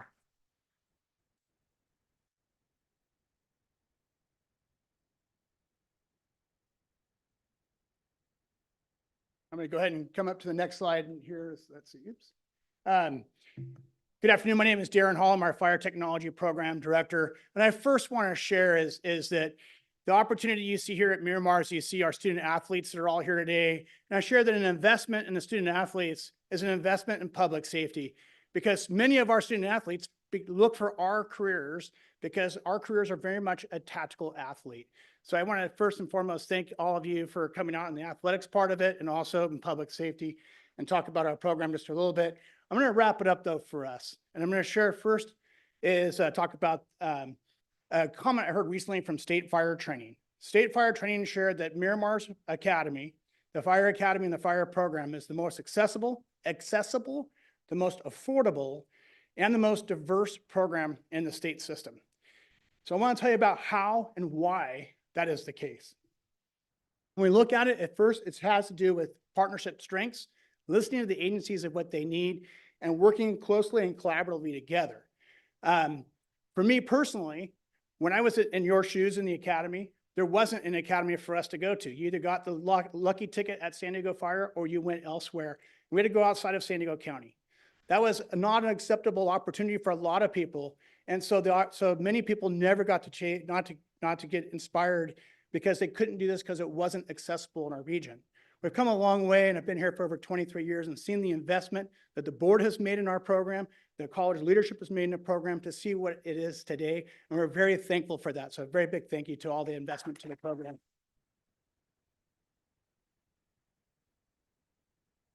So the how includes leveraging the community college system for our first responder community. We do that by a wide variety of taking advantage of the initiatives that are afforded to us.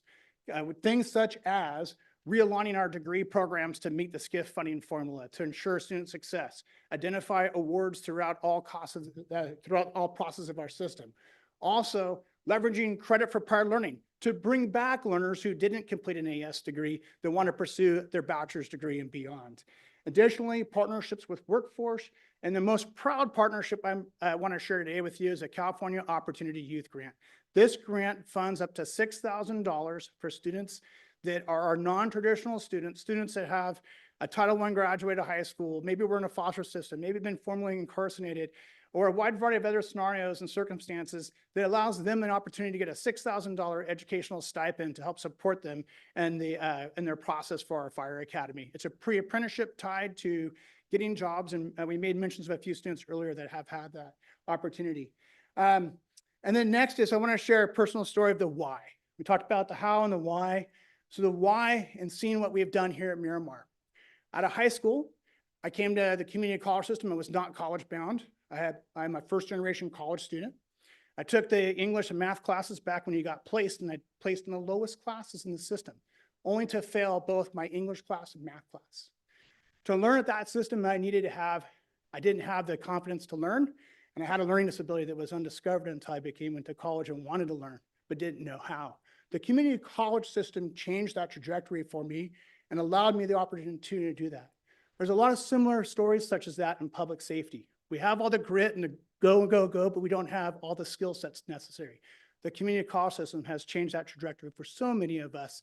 And to come back to an opportunity to earn an AS degree, now a baccalaureate degree, and those other opportunities and beyond are very important to us. And we thank you for that investment that the board is continuing to do. And as we seek to the future opportunities, we do have a few things that are needed. We've outgrown our spaces. We've outgrown some of our our structures in themselves, and we're trying to increase opportunities for students in our program. The HH measure that's recently passed, no doubt can help immediate needs on some of those things. For example, we did burn today, so you know what a campus smells like when we do a live fire, because there's ways we can improve upon that with some opportunities and that continued investment. So beyond thankful to all of you, and thank you on behalf of public safety.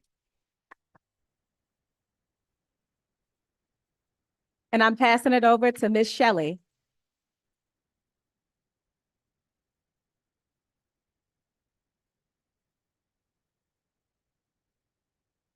Hi, welcome. I'm Shelley Parks. I'm the Basic Needs Coordinator, and I have the speed round here. So we're going to go fast. If you've taken any psychology class, you've seen Maslow's hierarchy of needs, and at the base of it is your physiological needs: food, water, housing. And you can't really achieve self-actualization without that. And that is what we are all here to do. You see a direct quote from one of our students who accesses basic needs. It helps me move more efficiently toward my goal, right? Having food gets them in the classroom, gets their mind going so that they can learn. This is everything that we do in basic needs. Several things brought together to make sure our students have food security. We help them enroll in public benefits like CalFresh. We educate them on financial wellness. We meet with them one-on-one for case management, clothing closet, make sure they have access to technology. We do this with a very tiny team that is 100% categorically funded. We receive $0 that are from GFU. We leverage all of the partnerships you see here on campus to help make this happen. The campus comes together as a whole to deliver basic needs, and we leverage several community partners like our local food banks, our County of San Diego, Cal Coast Credit Union, to bring these services to students. Diving in a little bit deeper, we heard Jen Pena earlier today talk about career and life design services. They, in the last 2 semesters, have taken on our professional clothing so we can focus on warm weather clothes in our food pantry. That's one example of a collaboration we have leveraged here on campus to extend our very tiny team. our partnership with athletics and the aquatic center. We have a lot of unsheltered students that are couch surfing, who are living on the streets or living out of their cars, and they need access to showers and lockers here on campus. So through our partnership with athletics and aquatics, we make that happen. Athletics, just this Monday, we dropped off 150 dozen eggs to athletics because they have a large refrigerator, and when ours are too full, it goes to the athletics team and they alert all the athletes, come and get some eggs, come and get whatever we have abundance of. And so especially if it's protein, we make sure it goes to the athletics. Our fire and EMTs, right? They are in these uniforms doing their exercises and activities all day. They get an hour for lunch from 12 to 1. But in that time at 12, when they're released, they look like this, right? They have to take all of that gear off, hang it up properly. Then they have to hit the head. Then they have to try and cram in lunch and then get all this equipment back on before their classes start at 1. We know this is a population on campus that is underserved. So we've worked with Mary Cartenson and Matthew Hewitt to reach out to those EMT and fire students and get them gift cards for gas and groceries to help meet their basic needs, because we know they can't make it to us. That's one example of several direct aid programs. Thank you.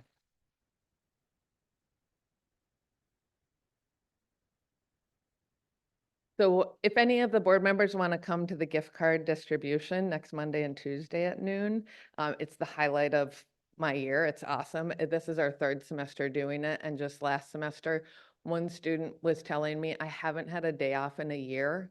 And this simple $150 gift card means I get to take one day off that I haven't had in a year, because I work after I do class from 8 to 4. I work in the evenings, I work on Saturday, I work on Sunday just to make rent and make ends meet. So open invitation to the board to connect with our basic needs team and give out these gift cards to fire and EMTs.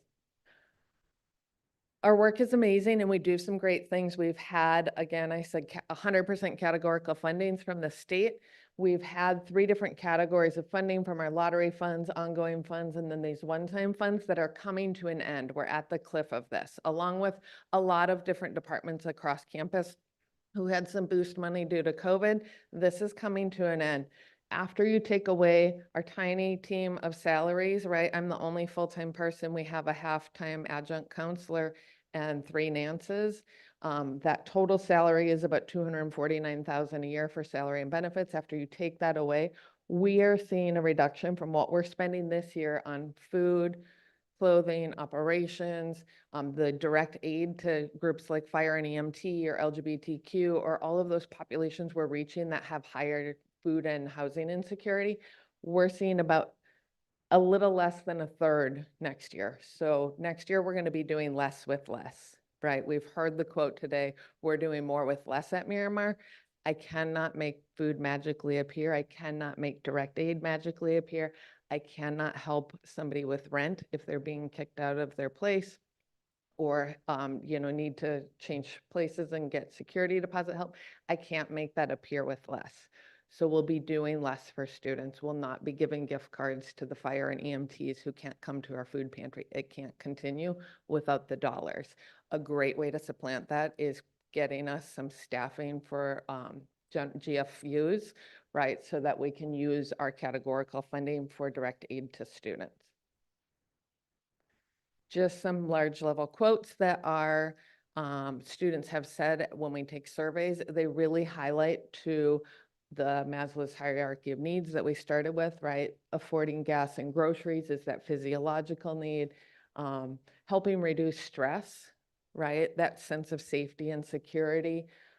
Feeling safe and accounted for, that sense of belonging in Maslow's hierarchy. And then pursuing their educational goals. That student is reaching self-actualization because their food and housing needs are met here on campus. That is my last slide. I will kick it back to Wes to close us out.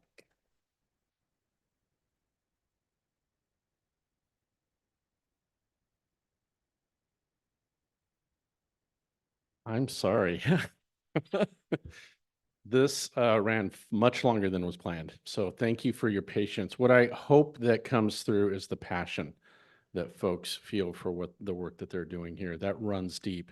I'm going to quote Dr. Michael Odu, who soon after he started here 5 years ago, right? Michael, 5 years? Anyway, Miramar love, that's something that we don't just say, we live it. We carry it in our hearts, and we carry it for the students that we serve, and that we help them meet their goals. So thank you for, promise this won't happen again. I'm so sorry. We're 45 minutes over, I think. So apologies for that. I'm going to cut my remarks entirely and just turn it back over to you. Thank you for hearing us and being patient.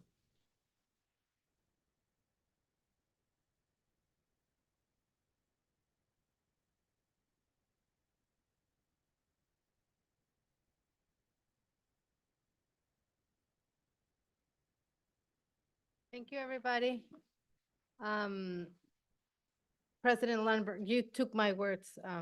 This is what I wanted to say, that I felt the passion and I felt the love and the commitment, and it does feel like Miramar College is a great place, for our employees and most importantly for our students. So thank you for sharing that. It is very palpable, and it makes me very happy and proud to be, a board member of this beautiful district. Members, anybody would like to say something? Questions?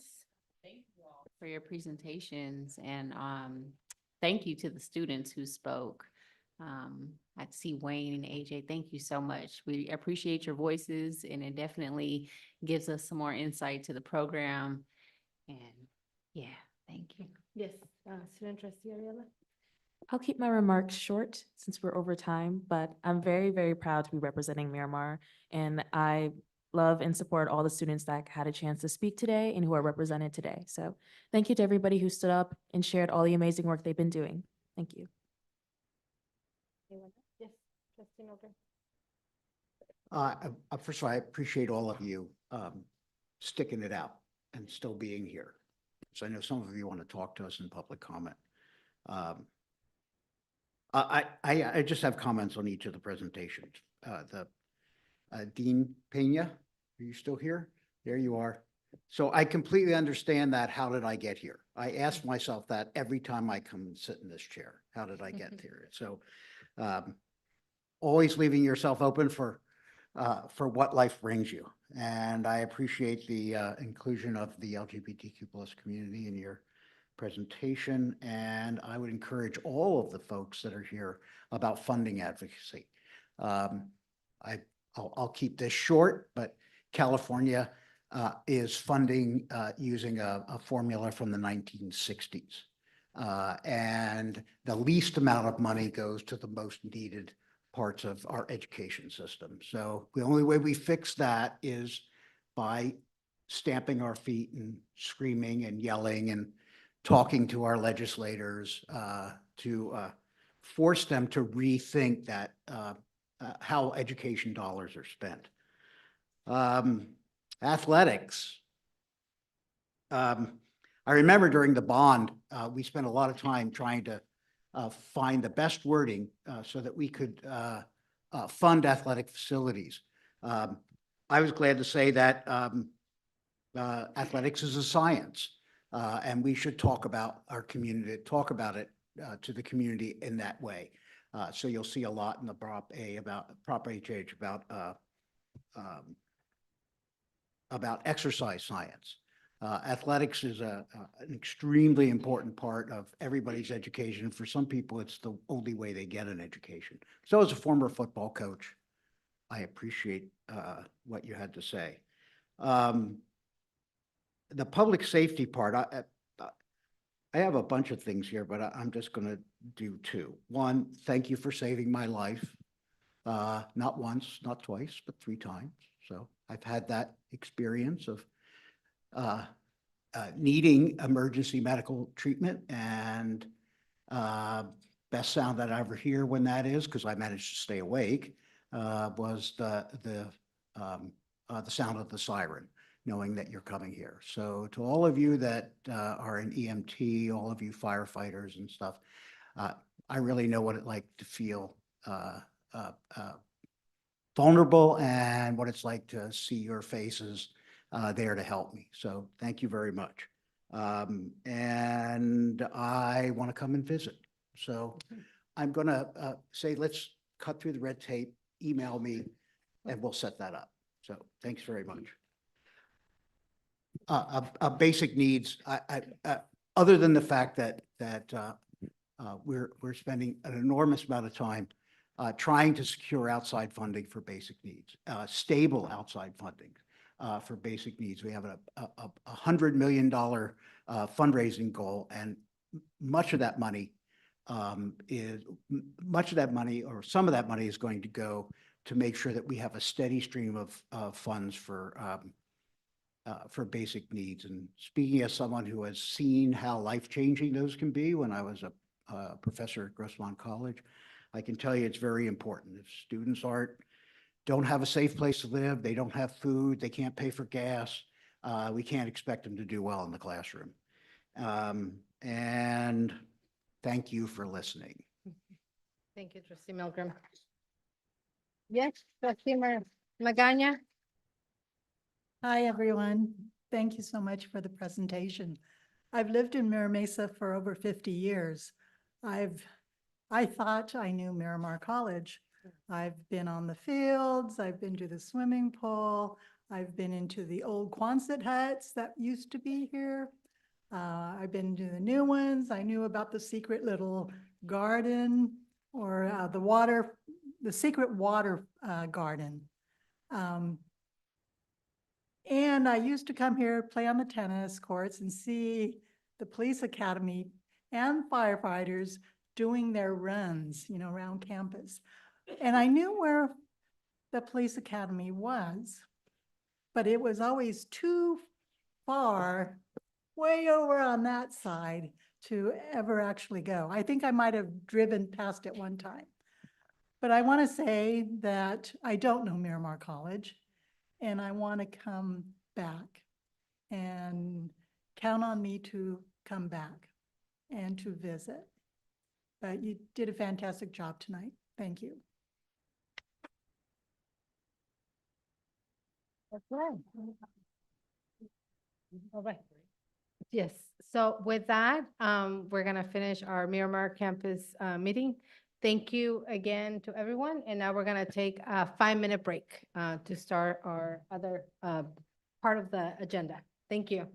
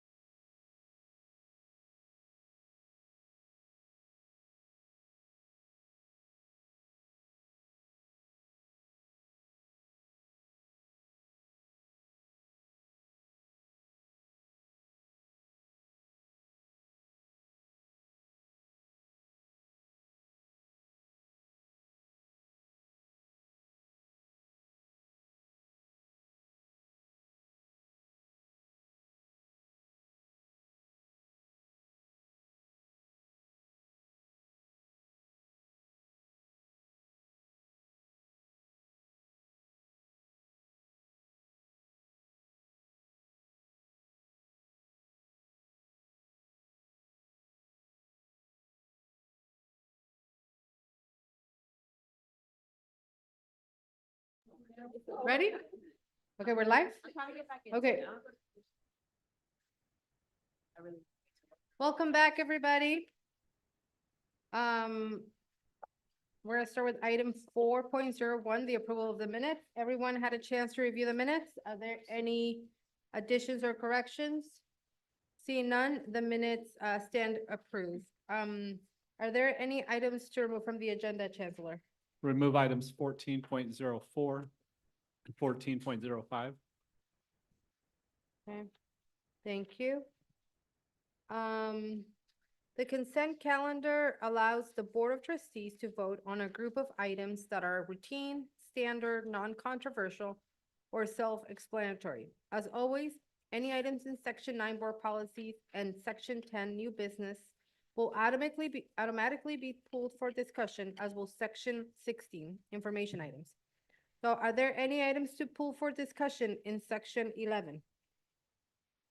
I see item 1101 and 1102. Any on student services, Section 12? Have no items. Section 13, budget and finance. I see item 1301, and that will be a roll call. Section 14, human resources, any items? Have no items to pull. And then in section 15, which is facilities, buildings, and real estate, we have several, 1509, 1510, 1511, and 1512. Does the academic senate wish to pull any items at this time? Nope. Okay, thank you. May I have a motion and a second on our consent calendar? So moved. Moved by trustee Jameson. Second by trustee Magana. Will the board members in favor please vote aye? Aye. Aye, thank you. The item passes unanimously. Trustee Mariani, just in your, as you can see, left our meeting. She wasn't feeling well. The board is open to receiving public comments. This is the public comment period of the board agenda. If anyone participating remotely would like to make public comment, please email boardoffice@sdccd.edu for further direction. Remarks are limited to 4 minutes or 32 minutes for a group of speaking on the same subject, which will be monitored by the board secretary. Unless it's an emergency, no action will be taken at this board meeting, but your concerns will be referred to the chancellor and you will be notified of the chancellor's findings and recommendations. Before we have the public comments read, we will call on the academic senates first. From City College, Mona Alcerimi Spiritu. Welcome, Mona. Oh, this one? Yes.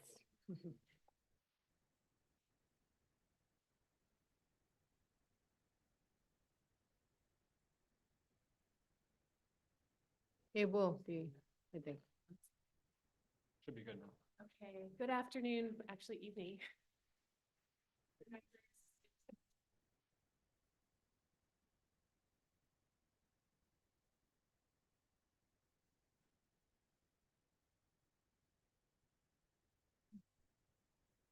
Good afternoon. Yeah? Okay. Good afternoon. I have a few things for you, and I am sorry that you are going to have a long night. But I do have a few things to report from our Senate. The first one is actually not quite from our Senate, but from a faculty group called the Emergency Response Team. It's a group of faculty who are working to develop like a community watch in our college district and also at other districts to figure out how we can, on the ground as faculty who are in the classroom, keep our students safe. One thing that the group has identified is that license plate readers are problematic for our students at City College. There's nowhere to park near or on campus in which their license plates will not be read. Our campus parking now requires people to register their license, and Motorola license plate readers are used, which are widely known as a form of surveillance. And then now parking in the street, which was previously free and didn't require registration of license plates, now does require. This is especially a problem for students who might have undocumented family members or who might be undocumented themselves. knowing that you're coming onto campus and now having to register your license plate can be problematic. We talked about this in DGC, that whether or not the fear is perceived or real, it can prevent students from coming to campus and employees. So our request is that we pause license plate readers effective immediately and go back to placards for parking enforcement at City College specifically until this, what we're calling our state of emergency in terms of ICE terrorism is over. So I hope the board and the chancellor will consider this request. The next item, start with the easiest one first. I have copies for the board. Our Senate recently, last semester, we started a work group to completely change our faculty hiring prioritization process and criteria. We produced a process that made everyone happy, and we voted it up this, let's see, the last meeting was the 223, so I'm going to pass out just a summary of the process and talk about a couple changes.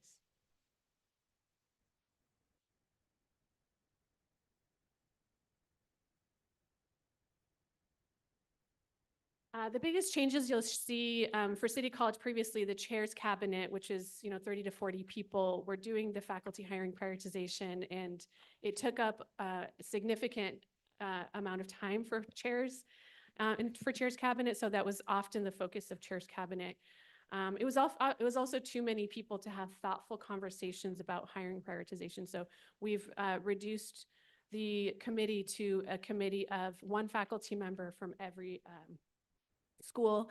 The other big change that will result in just less requests for faculty hiring prioritization is that we now have a replacement process. Previously, if a faculty member left, the position that belonged to the department would then go into a pool, which was then put into the prioritization again, and you might not get that position back for many years, if ever.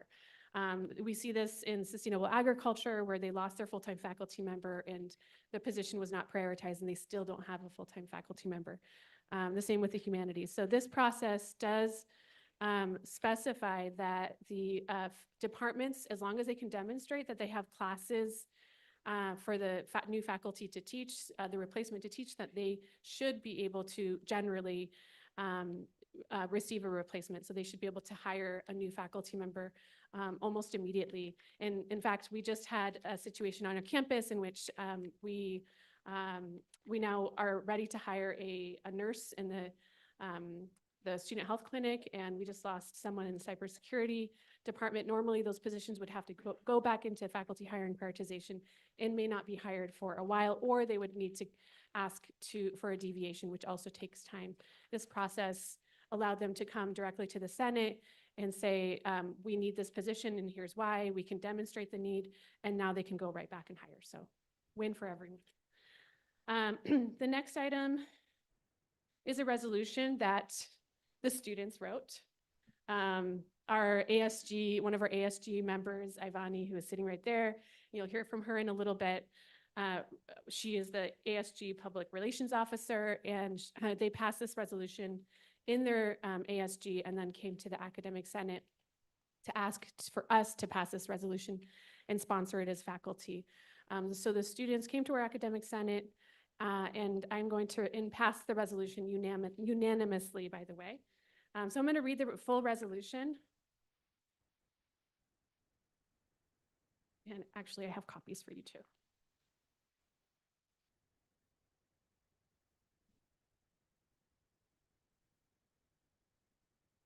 So the author is Ivani Zazueta, is that correct? But there are several collaborators, from my understanding, and there's a list of sponsors and collaborators down below.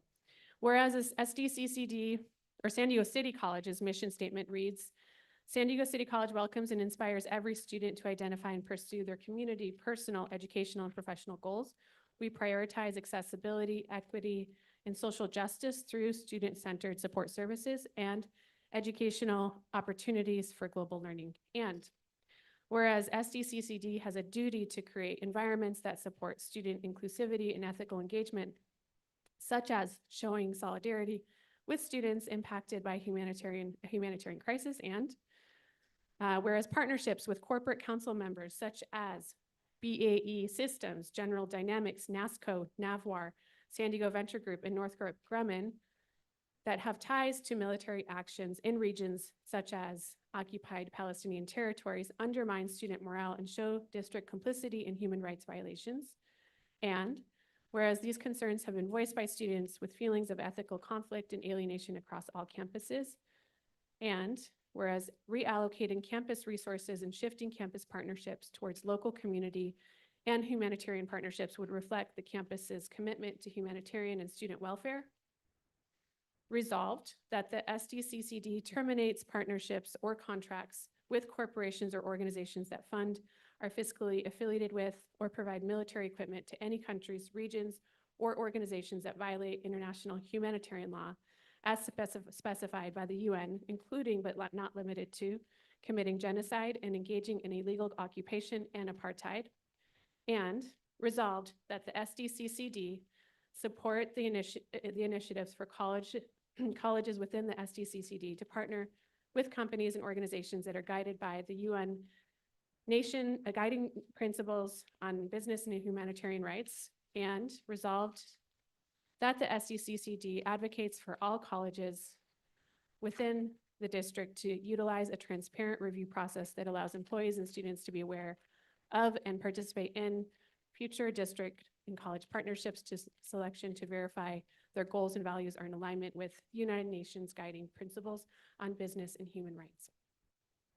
The citations are below, but I will also send you an electronic copy so you can click on the links for yourself.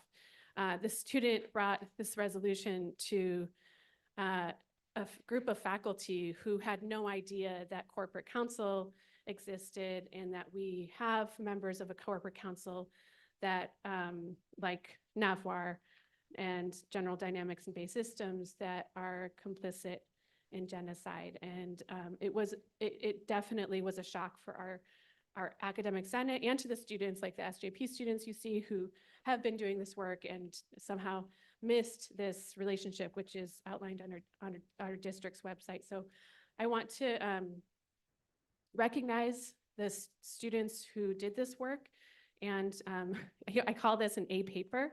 The research that was put into this really demonstrates our students putting what they learned in our classes into action. If this was a research paper, it clearly demonstrates that the student is using their critical thinking skills, writing skills, and research skills to try to make the world better. So you'll hear more from them in a little bit. The last item I have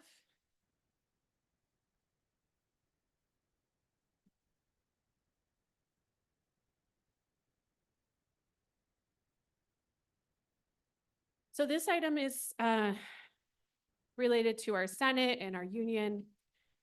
I understand that our bargaining partners might not be here, but they are aware of this issue. So I'll read this letter first and then provide a brief explanation. Dear members of the Board of Trustees, I'm writing to raise significant governance and legal concerns regarding the recently executed Memorandum of Understanding between the SDCCD and AFT Guild, Local 1931, regarding professional advancement committees. The MOU, which is attached, states that the PAC shall not be a subcommittee of any other committee, legislative body, or group, and further limits the role of the Academic Senate to the appointment of members. This language directly conflicts with the prior action of the Academic Senate, which many years ago formally voted to include the Professional Advancement Committee as a standing committee within the Senate's bylaws. That decision was adopted through the Senate's established governance process and reflects the faculty's exercise of its legally recognized role in shared governance. Under California's shared governance framework established by AB 1725 and implemented through Title V of the California Code of Regulations 53200 to 53206, academic senates are granted primary responsibility for making recommendations on academic and professional matters. These matters, commonly referred to as the Senate's 10+1, include, among others, number 8, policies for faculty professional development activities. One of the primary roles of the Professional Advancement Committee is the review and ranking of sabbatical applications.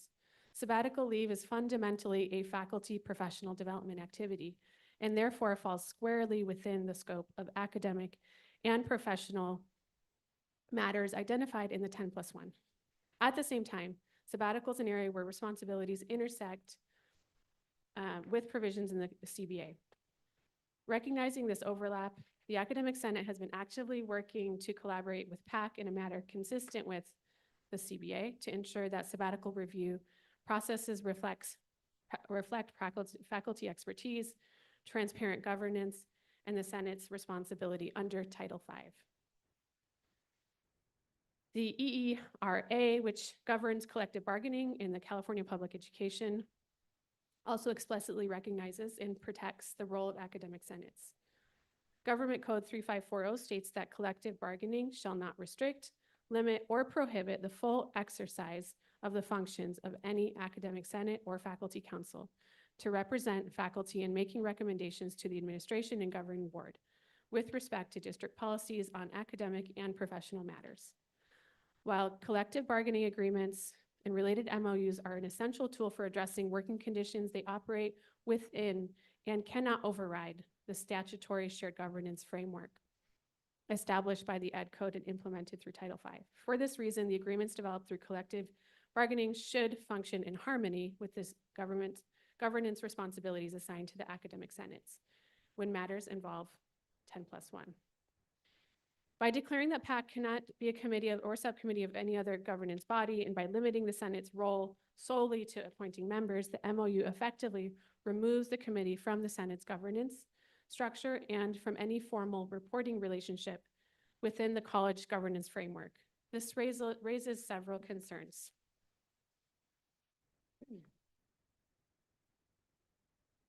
First, the language effectively nullifies a prior academic senate action establishing PAC as a standing committee. Yet this change was made without consultation or approval with from the Senate body that adopted the bylaws. And that's not just City College, but there was no consultation from any of the college's senates. Altering the structure of a Senate committee through an agreement negotiated outside the Senate's governance process undermines the principles of collegial consultation required under Title V. Second, removing PAC from any committee or governance reporting structure creates accountability and transparency problems within our shared governance system. Committees that perform functions related to faculty advancement and professional development should operate within clearly defined governance pathways so their work is subjected to appropriate accountability, review, and alignment with institutional policy. In a time when sabbatical is more competitive than ever and concerns regarding equitable processes and rubrics are being raised, this MOU is a significant blow to faculty morale and trust. Finally, the subject matter involved faculty advancement and sabbatical review falls within areas where state law explicitly recognizes a central role for the faculty through academic senate.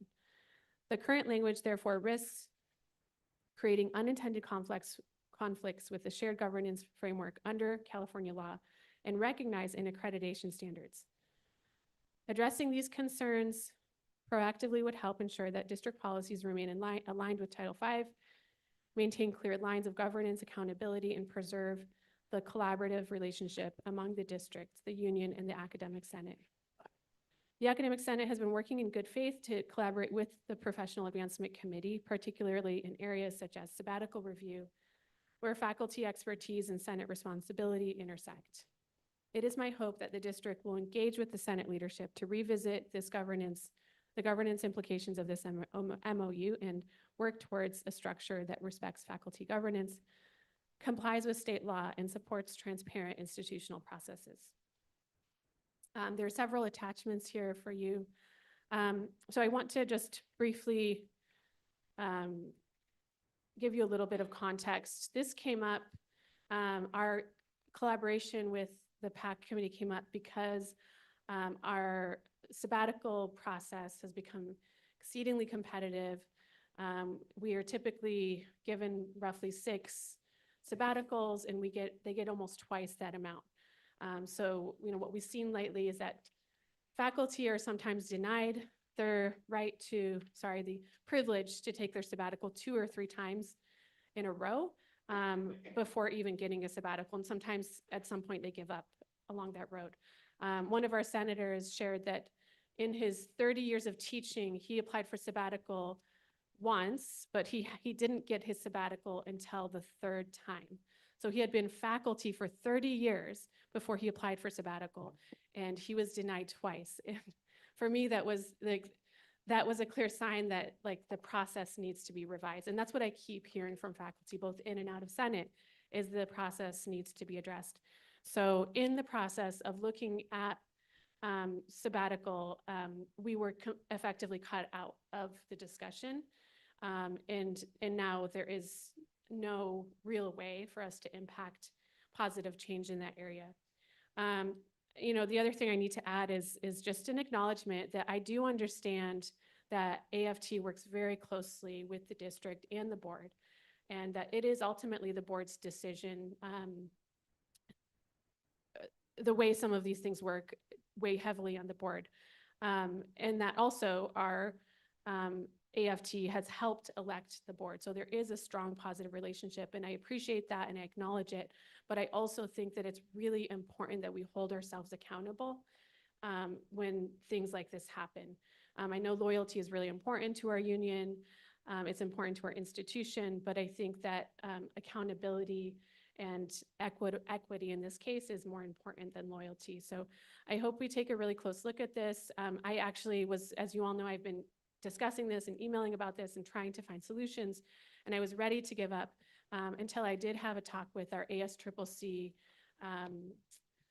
elected members who came to our campus recently. And after looking at some of these materials, they assured me that this is absolutely an area that we should push on and that we should share this with the board, because it is not normal. That this is an area in which our bargaining agent should have discussed and come to an agreement with the Senate with, as opposed to send us an MOU. And I should say that they didn't send us, they sent me, only one Senate president, the MOU when it was signed without our knowledge. So I think it's really important to hold our union accountable. I am a union member and I am very pro-union. I know that that's not always clear for everyone, but I believe very strongly in unions.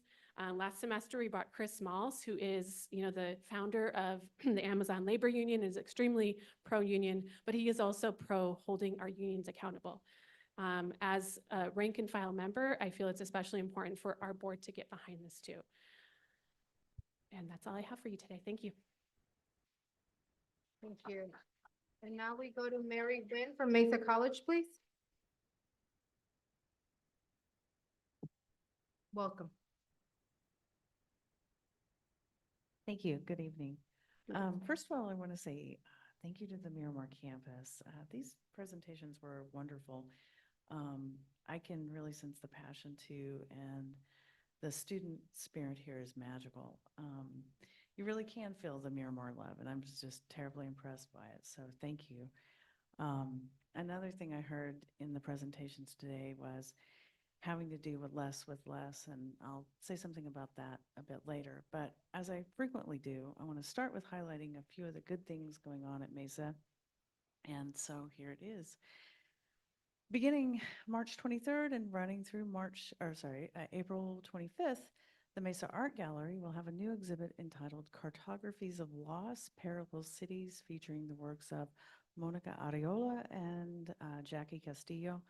Their photo-based works examine the relationships between city infrastructure, collective memory, and the isolation and anxiety felt by the working class in Los Angeles and Tijuana. There's a reception for the show March 25th from 4 to 7, and an artist reception and panel on the 25th of April from 4 to 7. And I went to the one for the last exhibit, and it was the artist's reception. It's really special to get to hear the artists talk about their work. And one last thing about the art gallery, the student show is our final exhibit, and it runs May 11th through May 21st, with a reception from 4 to 7. And I didn't actually get the date of the reception down, but I'll say more about that at the next meeting. Another thing I want to highlight about Mesa is that just today, we received a congressional certificate of special recognition for being among the first to be named as a Black serving institution in California. Sarah Jacobs was on campus to present the certificate to President Hands. Unfortunately, I wasn't able to be there because I was in class, but I want to reiterate that it was through President Hands' work highlighting Mesa's bold mission and the intentional efforts underway to expand opportunity and support for all learners that made awarding this certificate possible. This BSI, yeah, really. This BSI designation and certificate allow us to shine a light on Black excellence, and we are very thankful for President Hands' work on this. Finally, I want to mention that our Mesa College Research Conference is on May 8th in the Math and Science Building from 9 to 2. And this is our annual student research conference, and it's an opportunity for our students to showcase their research under the mentorship of Mesa faculty. And our keynote speaker this year is Trustee Arroyo. And thank you very much, Trustee Arroyo, for agreeing to be our keynote. Our theme this year is really exciting to me, and this is why I was really happy when Trustee Arroyo agreed, that research as resistance. And I cannot think of a better discipline right now to showcase the theme of research as resistance as public health, given our current HHS secretary. So anyway, with that said, good things always going on at Mesa. So now turning to Senate business, our Senate met on March 9th and entered several instructional service related APs and BPs into new business to be discussed under old business on March 23rd, and that was about it. There are two issues that faculty are concerned with that I've been asked to talk about as the elected representative of the faculty, and I'm going to now, so I'll make it brief because I know we're running late. But I want to preface all this with something I've said before, and I'll keep saying it. I believe all of this comes from a place of care about and love for our institution, our students, and each other.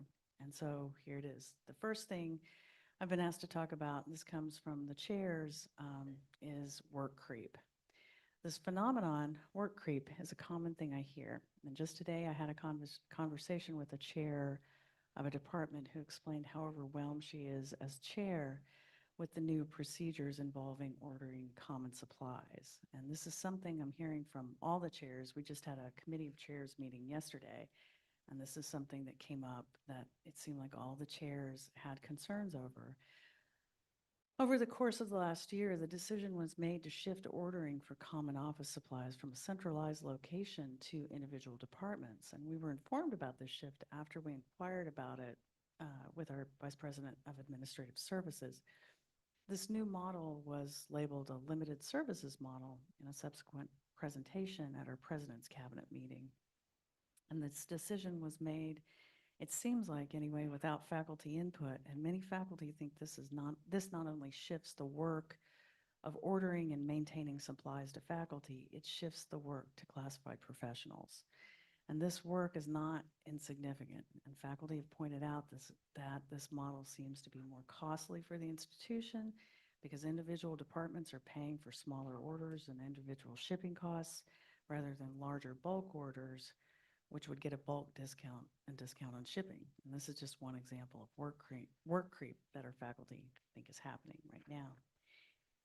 Another recent issue of concern that I've been asked to talk about has to do with current budget decision making, and this is the less with less thing. When we the faculty haven't had access to local budget information on our campus in the past, and we're just now beginning to see some of it, but not all of it. We've been told that there are operational components to the budget that we should not have access to. Still, we, the Senate, and our local administration continue to work toward faculty participation in budget processes in order to comply with Title V, Section 53-200 of Ed Code. And that section of Ed Code says that the Academic Senate, as the representative of the faculty, is to make recommendations to the administration of a college and to the governing board of a district with respect to academic and professional matters. You just heard that, but this one is about budget and development processes. That's one of the academic and professional matters in the list in 10+1. And in fact, this language it has been incorporated into 2 documents circulating through the shared governance process in our own district. These are AP and BP 2510. So this isn't like this is out there. Anyway, the issue is this. It's come to our attention, the faculty's attention, that there is a significant amount of soft money that's gone away, and many NANCE workers, NANCE, by the way, if you don't know, stands for non-adjunct, non-contract employees. Many of them were being paid from those sources of soft money. This is what we understand. The 26-27 budget is being determined on our campus right now without faculty participation. What we do know about the decision-making process is unclear. This is something that is weighing heavily on the minds of faculty. Our non-adjunct, non-contract employees were formerly funded at the rate at $1.5 million, we've been told. And the current proposal is to fund the non-adjunct, non-contract employee workers on our campus from the general fund at $600,000. This means that there will be a $900,000 cut to the Mesa budget for this part of our workforce. These cuts not only mean that people will lose their jobs, it also means that instruction will be directly impacted. We rely on our non-adjunct, non-contract employees all over our campus for things like tutoring, assistance to lab techs, exercise science workers, workers in allied health, and more.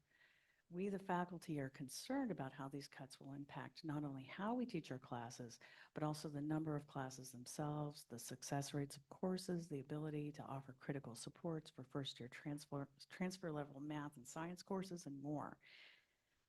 We are the largest campus in the district, and we've been asked to grow next year, but with these pending cuts, we're not sure how this will be possible. Faculty are not directly involved in these decisions, and we think we should be, especially when it comes to decisions that impact instruction. That's all I've got. Thanks. Thank you. Shall we go to Miramar College, Rodrigo Gomez? Welcome. Thank you. Glad to be here. So first of all, I'd like to welcome the board and Chancellor Smith to San Diego Miramar College. We're proud to host you here and appreciate the opportunity for you to see the incredible work happening on our campus, as well as some of the challenges that we're facing related to facilities and programs for which you'll hear more. Miramar continues to be a place where students are deeply engaged in their learning and where faculty and staff are working hard to prepare students, not just academically, but through thoughtful participation in civic and professional life. Like my colleague, I do want to start by pointing out some of the other good things that are happening here at the college. So I'll start by saying that we are celebrating Women's History Month, along with several cultural and community events that highlight the leadership, scholarship, and traditions of the diverse communities that we serve. As part of these efforts, the campus groups are including Gaia, who's the Gender Advocacy, Inclusion, and Advancement Group, along with the IDEA Committee, will be hosting a panel discussion titled Gender Equity in the Age of ICE. The event will take place Wednesday, March 18th from 12:45 to 2 p.m. and we'll focus on the struggles facing immigrant women and girls today and what we can do as a campus community to support them.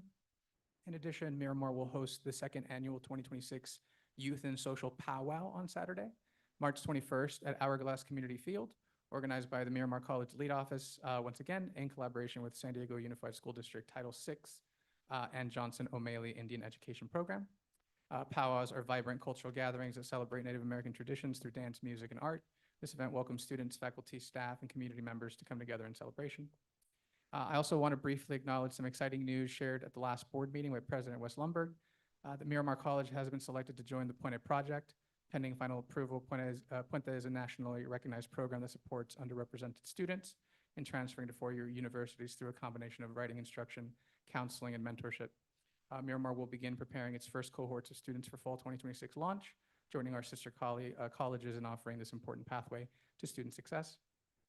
On to the Senate business. Our academic Senate met on the 3rd.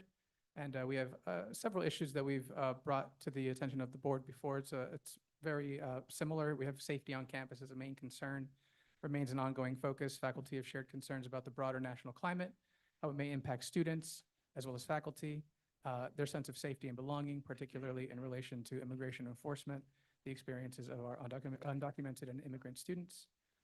And finally, to keep it very brief, because I know it's a long night, our campus continues engaging in conversations about the rapid evolution of artificial intelligence, particularly the emergence of what many are now calling agentic AI systems. Faculty are actively examining both the opportunities and challenges these technologies present for teaching, learning, and academic integrity. These conversations also align closely with what you saw was Miramar's new mission, the newly worded mission, to prepare students for success through innovative programs, workforce preparation, and forward-looking learning environments, ensuring that students are equipped to navigate a rapidly evolving technological landscape. So overall, the conversations happening at Miramar reflect our continued commitment to student success, campus safety, equity, and responsible engagement with emerging technologies. Thank you. Thank you. Do we have Richard Weinbach? He is going to be participating via Zoom. I have promoted him to panelist, so he'll be unmuting himself shortly. Okay. Thank you.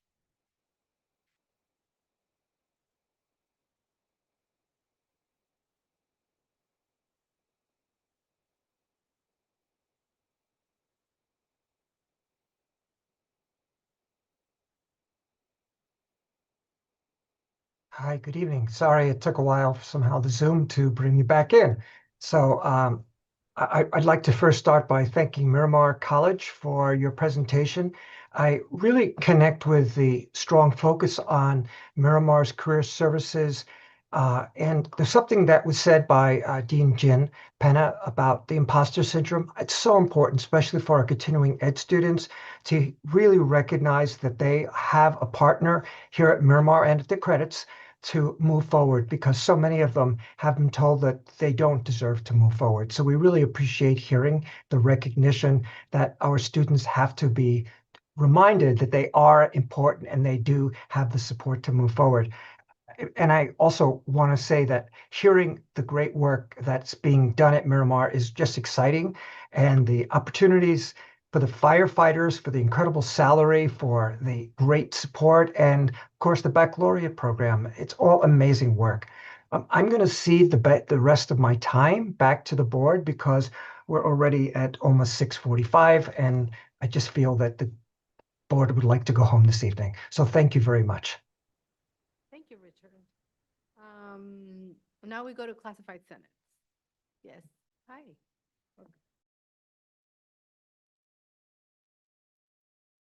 Okay, I'm going to read out on behalf of Sean Ryan at City College. At City, we held a classified forum with vice presidents yesterday, March 11th, and had conversations around the 36-hour work week pilot, which both classified and administrators had mostly successful experiences.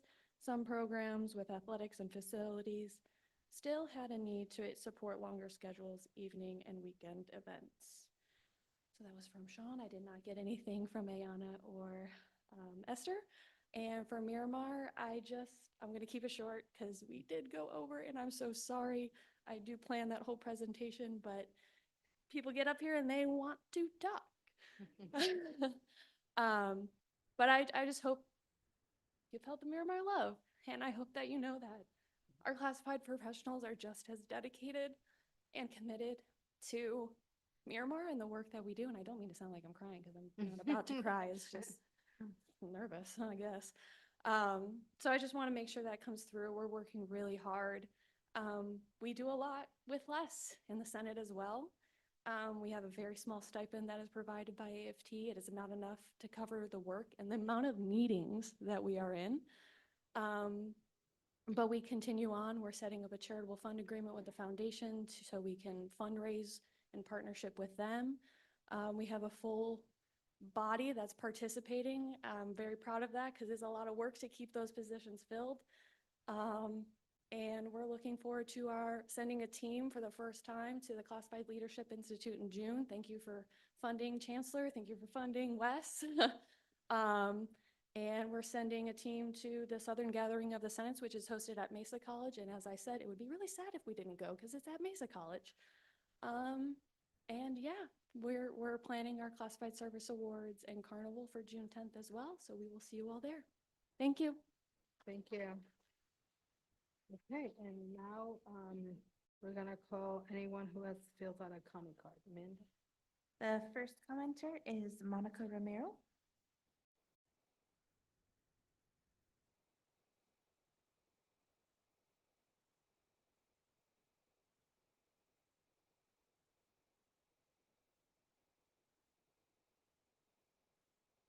Good afternoon, I'm sorry, good evening. Chancellor and members of the Board of Trustees, thank you very much for the opportunity for the Management Association to give you our update to the board. Tonight, we thought we would take a moment and highlight who we are as an organization and members of SDCCD. So the graphic is here to explain that, though it's a little bit difficult to see, so we apologize to the audience. Based on the 2025 facts on file, the Management Association has 153 members, representing just 3% of the 5,311 employees within SDCCD. While our membership is relatively small, our impact is significant. SDMA members reflect the diversity of our students. 60% are women, and the majority of our members identify as Hispanic, African American, and Asian, underscoring the broad representation and the lived experiences our leaders bring to their roles across the district. In terms of classifications, 85 members are academic managers, mainly serving on the college campuses, with the largest group being the deans. 68 members are classified managers, the majority in director and management titled positions, performing a wide range of operational and functional areas across the district. Collectively, our members are responsible for leading and managing the majority of the employees within the district. The overall average number of direct reports for SDMA managers is 47.3, but you can't do a 0.3 of a person, but that's the average. The top 10 managers on a list, on average, have 250 direct reports. The top 50 have over 200. This illustrates that the scope, the impact, and accountability carried by our membership is substantial. And lastly, we wanted to share something that isn't in any data sets currently. Many of our SDMA members are first-generation college students, but not only first-generation college students, but college graduates. They're first-generation professionals, and they're first generation for their family to come out of poverty. This perspective informs how our leaders approach equity, opportunity, and student success across the district. We thank you for your time tonight to learn more about who we are and how we contribute to SDCCD. Thank you.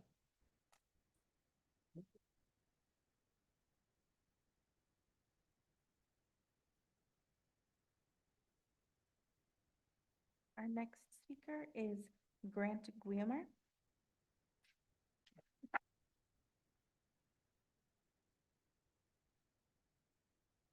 Hello, my name is Grant Guillemard. I'm here to represent the athletic program, and I am a part of the men's volleyball team. So our request is mainly about our gym, our instructional facility.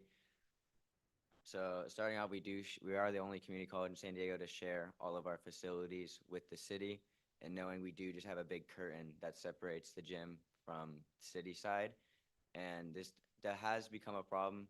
Not only safety concerns from their equipment rolling over, right? People just wandering in, but since we do not have locker rooms, we change in a storage facility.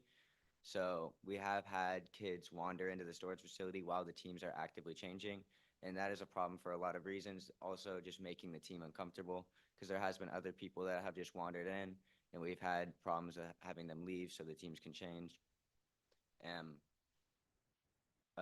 With the city splitting our gym in half, we don't have a lot of space, so this has affected students' like class times. because a lot of us have to practice right in the middle of the day when most of the classes and a lot of the players can't afford to be taking night classes because of jobs and things like that. So a lot of our students or athletes have had to go all fully online, and a lot of them have complained because fully online classes don't work for them, right? They're not very good at asynchronous work. Another issue that we've had is our weight room. Our weight room is very small, which may have worked when Miramar's athletics started, but since we have grown to having all of our sports and all of our athletes, only one team is allowed in there at a time. And right now for men's volleyball, we only use it twice a week. And that has become a problem because we have a lot of people and it's cramped even with our small team in there.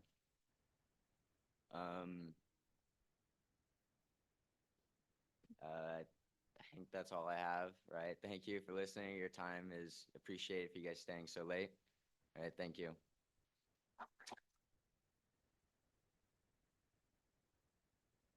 Thank you. Our next speaker is Sine Martin.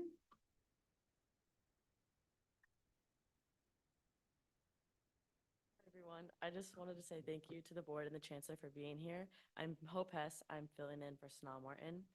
I'm a freshman here at Miramar and part of women's indoor and beach. This past season for fall, our indoor team finished 23-8 overall and 13th in the state, and I'm excited to be here and to be returning next season. We have a lot of girls on our team that have moved their lives down here from different states and out of the area, like myself, just to be at Miramar College. With that, most of us are dual sport athletes playing year-round, and Miramar is like a second home.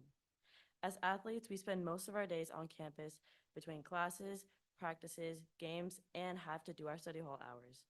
I want to share today a couple of health and safety concerns we have experienced in our time here, specifically regarding our facilities and where we feel there's an urgent need for appropriate spaces.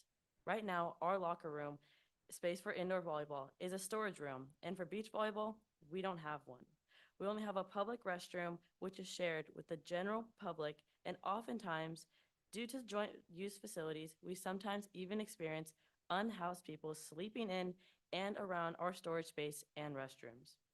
We share this only to bring awareness that oftentimes our teams feel more comfortable changing in our cars in the public parking lot as an alternative to changing in these spaces we have been given. And while we feel we wouldn't want to be anywhere else besides Miramar, we think that having appropriate and safe spaces for team meetings, comfortability, and collegiate standards would only improve our programs that we already receiving a lot of support in many other areas. Thank you so much for your time, and go Jets. Thank you. Our next public speaker is Angel Martinez.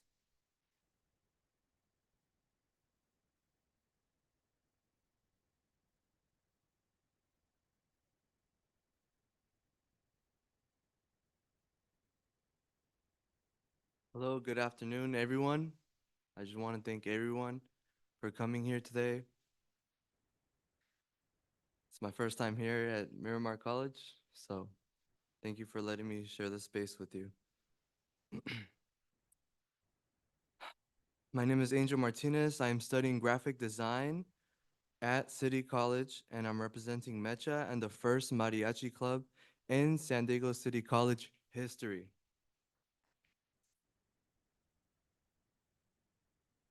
Thank you. Today, I stand with a divestment resolution for the community college district to take action to divest from corporations that benefit and aid genocide happening around the world, as well as the killing of my fellow students. I want to share a quote from the legendary activist Dolores Huerta. The thing about nonviolence is that it spreads. When you get people to participate in nonviolent action, whether it's a fast, a march, a boycott, or a picket line, people hear you. People see you. People are learning from that action. Me and my fellow students are here today to make it clear that we do not want our tuitions or education being used to commit human rights violations as defined by the United Nations.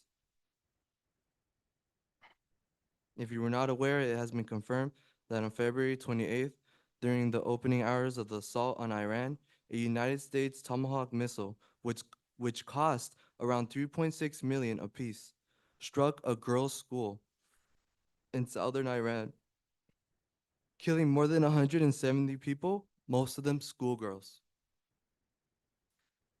Think of your daughters, sons, parents. We are not asking you to solve all of the world's problems. We want transparency of who our district is making deals with, because the faculty are here to serve us. And without students, these institutions are just empty buildings. I just want to thank you all, and please do it for your students and the future of education. Your action is very much needed for this resolution. Thank you so much, everyone, and have a wonderful night. Thank you. Our next commenter is Sharok Safavi.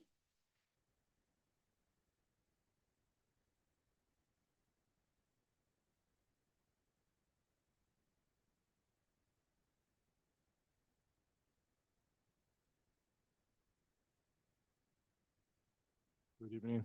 My name is Sharo Safavi, and I teach ESL at CE Miramar.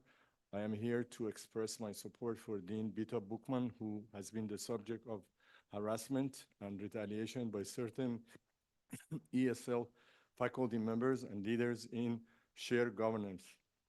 I have been teaching in the ESL program for 33 years, so I have seen several leadership transitions and many changes in this program. What I've observed is that Dean Bookman is an equity-minded, student-centered leader who is responsive to faculty and staff. She shows up for his program and for our students.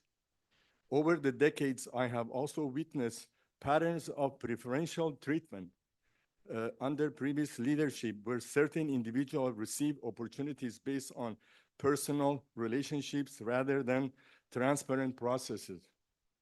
Let me be very clear. The organized and concerted effort to remove Dean Bookman from her position is not because she has violated the contract or district policy. Instead, what we are seeing is resistance to a leader of color who is trying to bring fairness, accountability, and equity to a system that, for a long time, allowed a small group of faculty to operate without any oversight. We should be honest about the broader context. The intensity of the opposition and harassment directed at Dean Bookman for doing her job raises serious questions about discrimination and bias within our district, and about why the district continues to allow this behavior.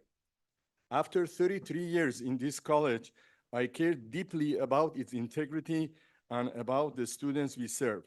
I ask that the district investigate and dismantle the harassment and discrimination faced by faculty and leaders of color, and take real steps to ensure that this kind of conduct is not tolerated in our institution. Thank you. Thank you. Our next speaker is Zori Williams.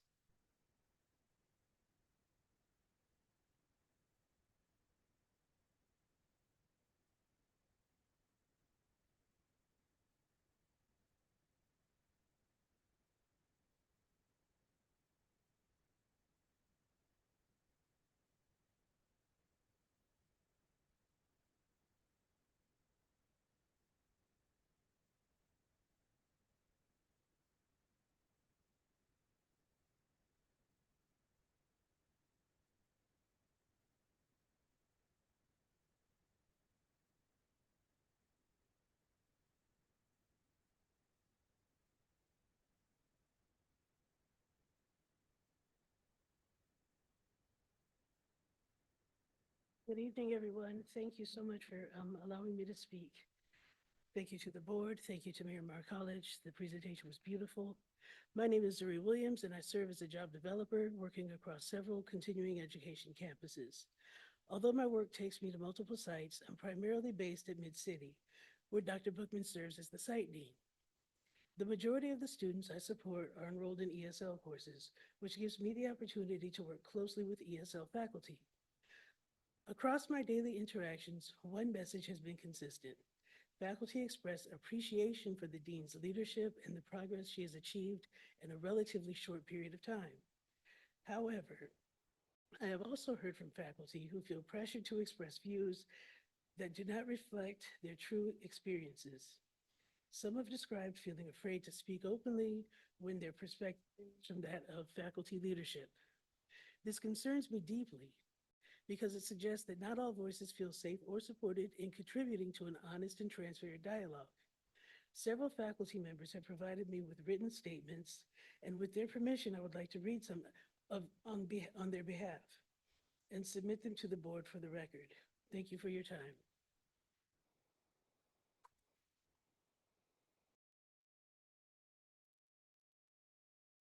Dear members of the Board of Trustees, I'm writing to provide context regarding a meeting that took place on Friday, February 28th, 2026 at the AFT Union Office.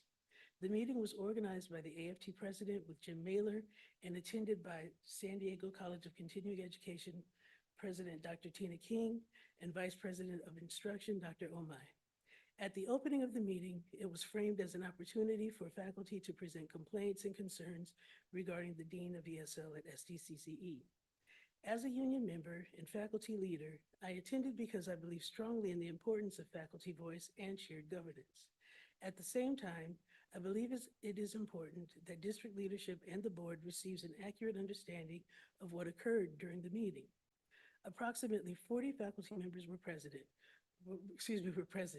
Roughly half of those in attendance had organized the meeting and were there to present concerns about the dean. The other half attended in support of Dean Bookman or to observe the discussion. This is an important point because the meeting did not represent a unified position of ESL faculty. It is also important to note that the group organizing the meeting had been coordinating their concerns for several months. In contrast, many faculty who support the dean only became aware of the meeting a few hours before it took place. As a result, the meeting structure created a significant imbalance in the preparation and participation between those presenting concerns and those who attended simply to listen or offer support. During the discussion, a number of criticisms and allegations were raised regarding the dean's leadership. However, a small number of individuals described specific personal experiences or interactions.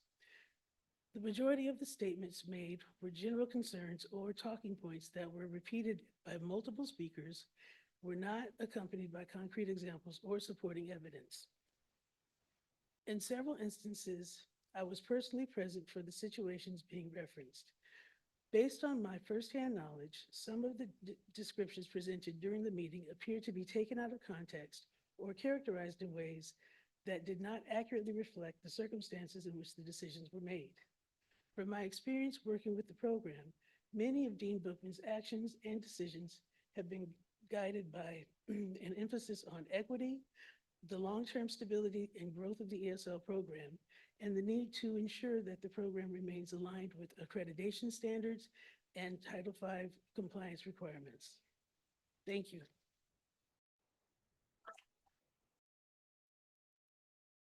Our next speaker is Magdalena Kwiatkowski.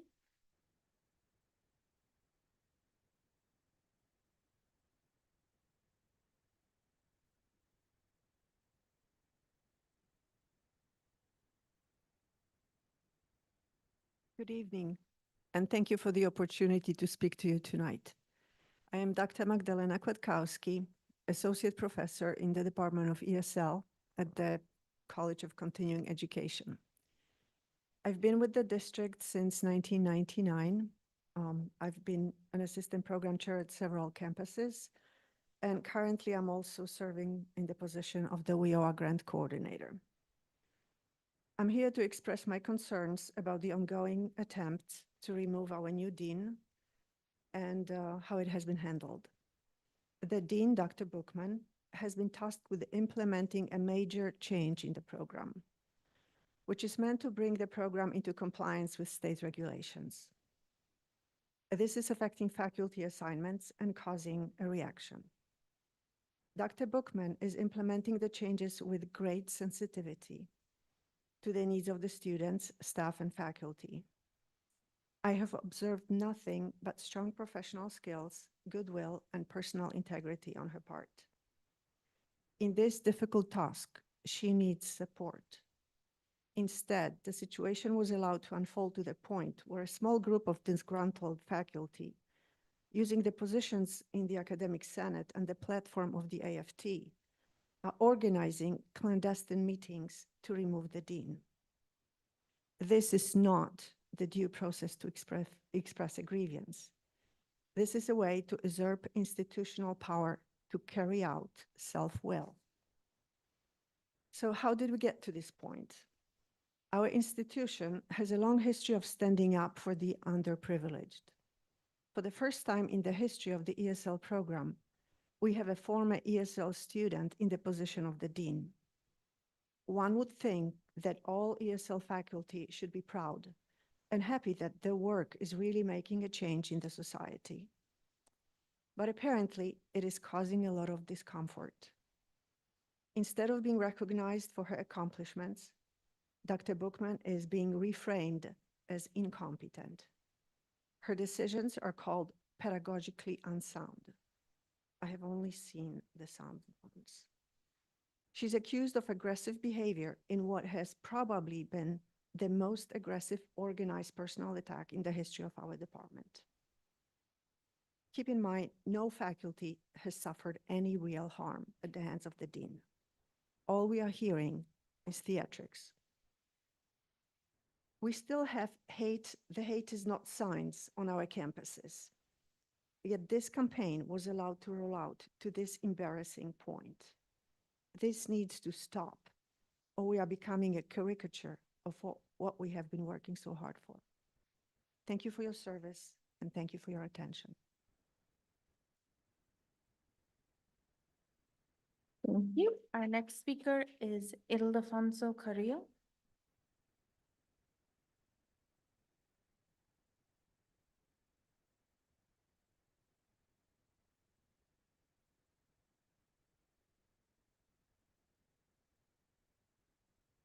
I don't think that person is here. So. I'm sorry, proxies aren't allowed. All right, our next speaker is Erani Zuzeta.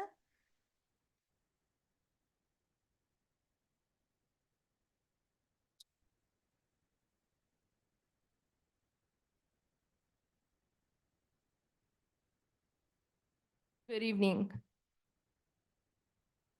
Thank you all for being here. My name is Ivani Sasota. I am a proud community member, ASG Public Relations Officer at San Diego City College, and author of the resolution to improve the ethical standing of the San Diego Community College District by eliminating all ties with companies and organizations affiliated with human rights violations as defined by the United Nations. This resolution is not just a request for change, but a call to raise our standards as an educational institution that refuses to cooperate with any corporations that have military ties to genocide.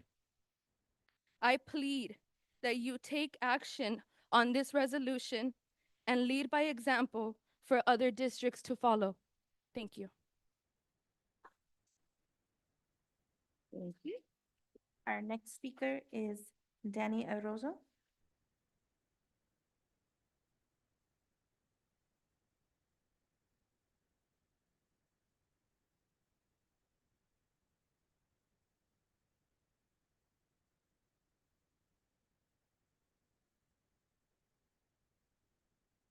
Hello again, everyone. Thanks for being here. My name is Danny Arozo. I am now the Vice President of Students for Justice in Palestine at City College. This is pertinent. I also served for 9 years and completed 3 deployments in the United States Navy. We've been pleading with this board for almost 2 years now to divest from partnerships with companies complicit with or aiding in the genocide of the Palestinian people. Personal statements from board members withstanding or notwithstanding, our calls for Palestinian solidarity have been largely unanswered, except for pushback to broaden our message. And to this day, no divestment or ethical procurement policy has been implemented district-wide. I'm here today to urge you to uphold the values of the resolution on improving the district's ethical standing and request that you work with us in good faith to develop and implement policy that reflects it. I'm now going to broaden my message. The United States and Israel have gone to war with Iran. Israel has used this war as a pretense to erect roadblocks and prevent Palestinian citizens from leaving the West Bank, where settler violence has increased against them and people are dying. Additionally, on the first day of this war in Iran, an elementary school was bombed in Minab, and 175 people were killed, most of them little girls between the ages of 7 and 12. US military investigators now believe American forces were responsible, and what's even more disgusting is that within hours of that massacre, defense contractor stocks surged. That was not a coincidence. That was the military-industrial complex in action. And to my dismay, we are more deeply entrenched in that system than I previously realized. We may never uncover the full extent of the atrocities committed by the US in Iran, or the war crimes committed by Israel and Palestine. We may never know the inhumanity that warmongers of the future will inflict in faraway lands, but we don't need to wait to do something about it. What we know for certain is that these horrors cannot be committed without the financial and material support of companies like the ones currently listed on this district's corporate council: Northrop Grumman, General Dynamics, BAE Systems, Navwar. Every bomb dropped, every conflict escalated, benefits them financially. And through these partnerships, we are complicit. But not only that, these corporations have a seat at the table in our district. The same companies who can plausibly be held responsible for the murder of school children are allowed to provide input on which degrees are offered, which courses are taught, and what these institutions of higher learning prioritize. They are using our campuses as their own personal training pipeline to create more bombs and more bomb makers. There is no morality in war. There is no neutrality in complicity. This resolution gives us a way out. It cuts ties with corporations profiting from military violence. It opens the door to partnerships aligned with human rights and community values. And it gives students and employees a real voice in who this district chooses to align with moving forward. So all I ask from you today is that you think of all the pain these companies profit from and follow your conscience. Thank you. Thank you. Our next speaker is Serena Kuza.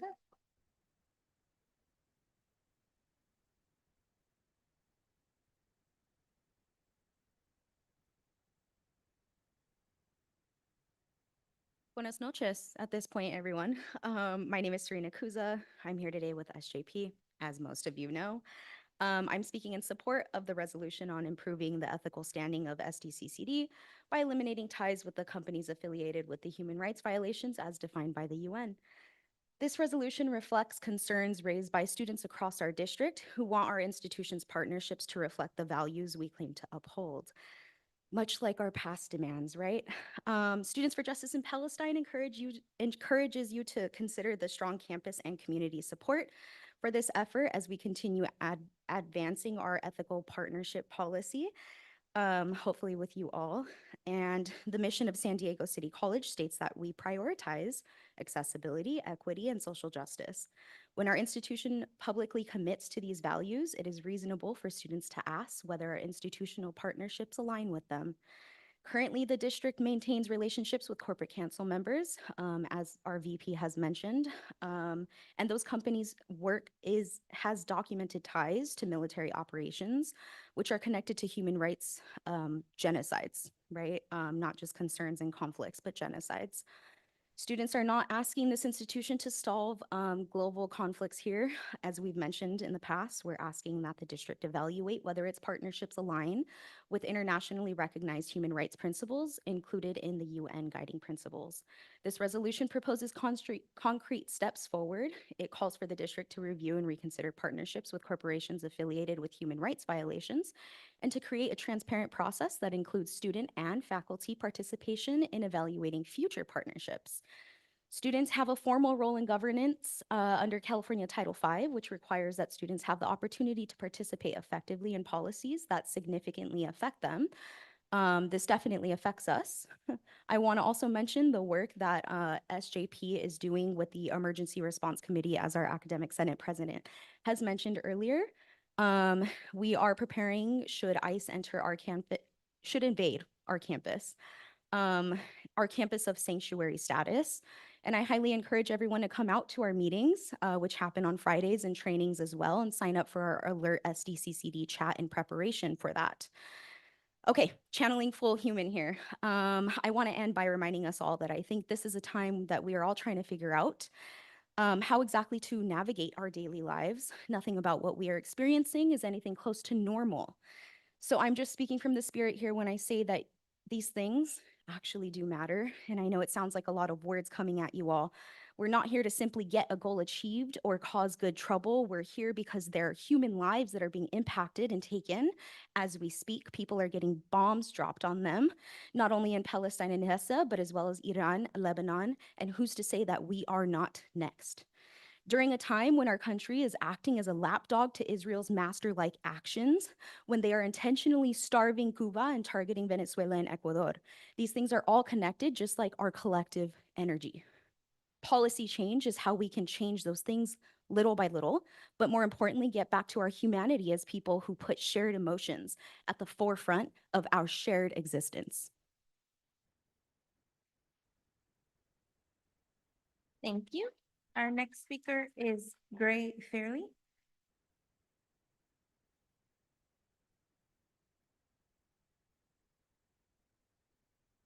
Good evening. Thank you for your time. My name is Gray. I'm a student at City College and Treasurer for Students for Social Justice in Palestine. We are here today to urge the board to use the ethical procurement resolution to act as a foundational basis of support for the work SJP has already started doing. To divest from corporations that support or directly fund the ongoing genocide committed in Gaza. Companies such as Bay Systems, General Dynamics, Navware, and Northrop Grumman directly contribute to the manufacturing, sales, and distributions of weaponry that has contributed in the continued loss of Palestinian lives and culture and continued tactics of starvation, torture, and degradation of Palestinians still persevering. These companies are backing a war of aggression filled with senseless violence towards Iran and Venezuela with capital as the end goal. This war doesn't consider the lives to be lost and the blood on our hands as a nation for complicitly standing by and using taxpayer funds to further it. As students, faculty, administrators, and community members, we deserve and have the right to know who is funding our education and what biases are being pushed for job opportunity. Education shouldn't have a corporate agenda.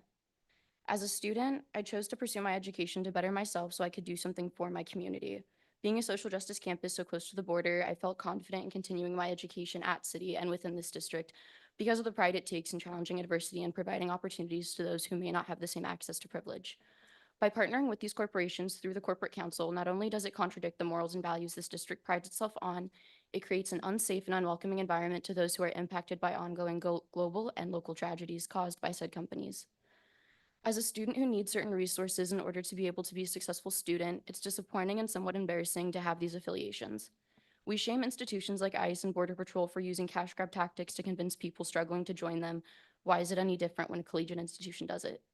I don't want my education backed by blood money, nor do I care to encourage supporting an institute that now knowingly does too. As a collective body across the district's multiple campuses and colleges, Students for Justice in Palestine has worked towards and supported divestment from these companies and introducing local and ethical companies instead.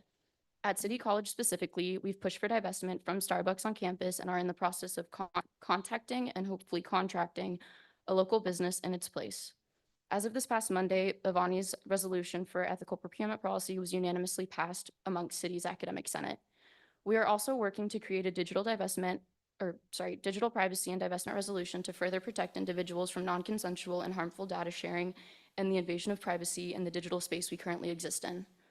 With ICE being an ever-present threat to the well-being of our students, regardless of legal status, our club has also been working with community organizations and campus clubs to protest their presence and capabilities on campus and provide training to educate individuals on what to do in the event ICE does appear. All students deserve the right to an education, despite what the paper may say. We are all immigrants on stolen indigenous land from both Native Americans and Mexicans.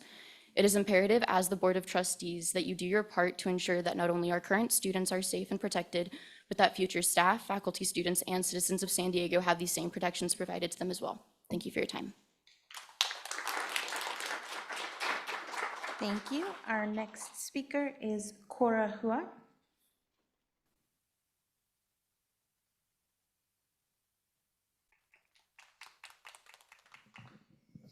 Good evening, board. Thank you for being here so late. My name is Corey Hewitt. I'm a student at the San Diego District and a military veteran. I would be graduating this year at the City College with Sustainable Urban Agriculture program. I'm also hopefully a prospective returning student for engineering. It's my hope to combine the two. I'm here to ask you to support the resolution for divestment and improving the ethical standing of this education district. I came to this college with the hope that a higher education will serve as a backbone to reshaping the future. A future without decades of war. A future without ceaseless fear-mongering which currently feeds into the pockets of corporations profiting off the bloodshed of innocent people across the world. No part of your paychecks, of my tuition money, should pay into the future where human rights violations are the norm. Famine, genocide, and environmental destruction are not normal. I urge you to reconsider your values to humanity as a whole rather than any individual value this district has to financial gain from these corporations. We should not be encouraging our students to invest in careers with businesses that have a vacancy of morality and accountability. I urge you to take action on this resolution. It will be your conscience, all of our conscience, that must bear the weight of those martyred when the time comes to retire with your pensions. Do not give yourself the chance to lament down the road about the choices you didn't make.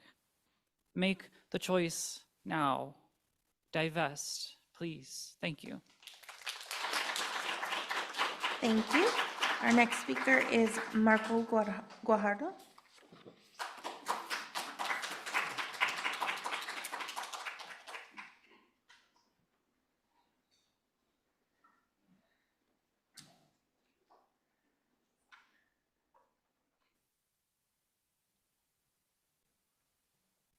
Hi, everybody. Good to see you. My name is Marco Guajardo, City College student, Media and Labor Studies. Institutions of public higher education are supposed to be the mechanisms that instill our civic values and shape the ethics of our society. I'm sure you all remember the values that shaped the foreign interventions our government initiated in Yugoslavia, in Afghanistan, in Iraq, in Libya, in Syria, in Yemen, in Somalia, in Sudan, in Lebanon, in Ukraine, in Venezuela, in Palestine, and now Iran. It's an ethics of outright aggression, conquest, deceit, corruption, greed, and mass-scale death.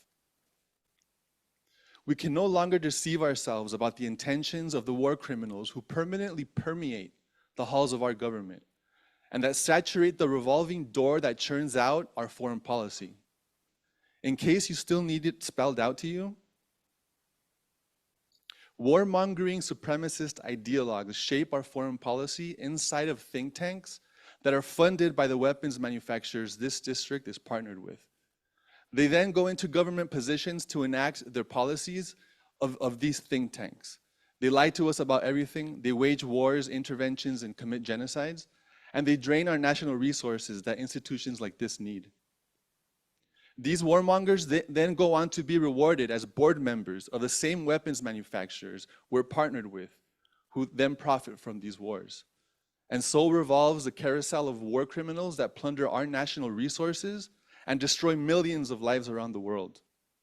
Let's not be naive about who we're dealing with. The military-industrial complex is an outright evil enterprise that has everything to do with the utterly insane policies that led to the criminal war we're waging on Iran right now, and with the grotesque genocide we're still seeing carried out in Gaza and the West Bank. Their tools of destruction have no place in the councils of this district or anywhere. American institutions of public higher education failed the world and the American people in enabling these warmongers to hijack our ethics. As a public institution of higher education, please don't fail us either. The slogan of the SDCCD is be, belong, become. The students who are the conscience of this district invite you to be the leaders that you are, to belong with the culture of ethics we have repeatedly demonstrated, and become the stewards of the values that we call you to uphold. Thank you. And our final speaker is America Martinez.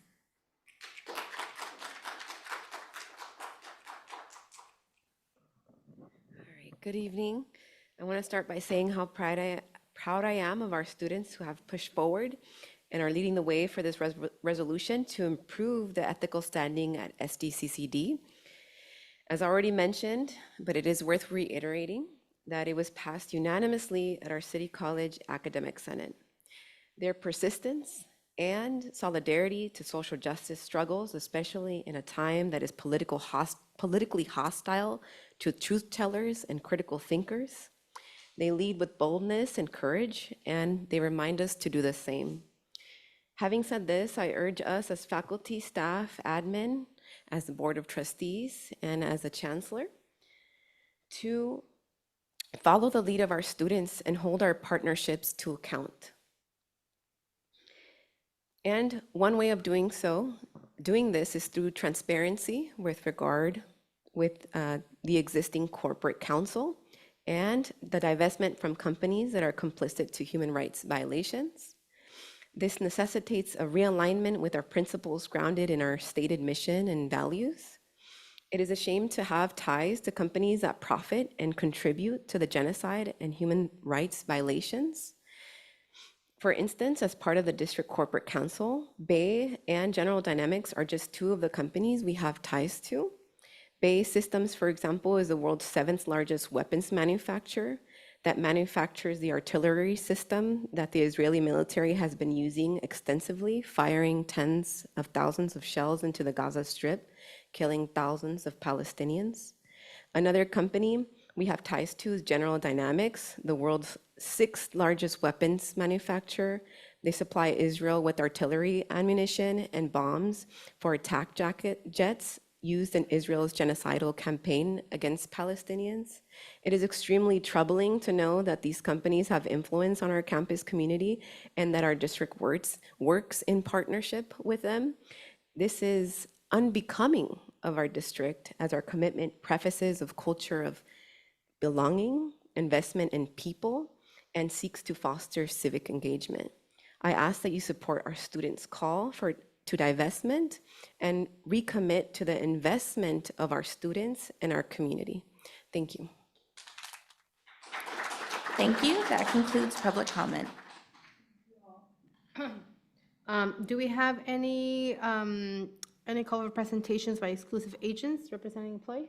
We do not. Okay, and no public response to initial proposal of employee and organization. So we're going to move to our reports, and we'll start with the Chancellor's report.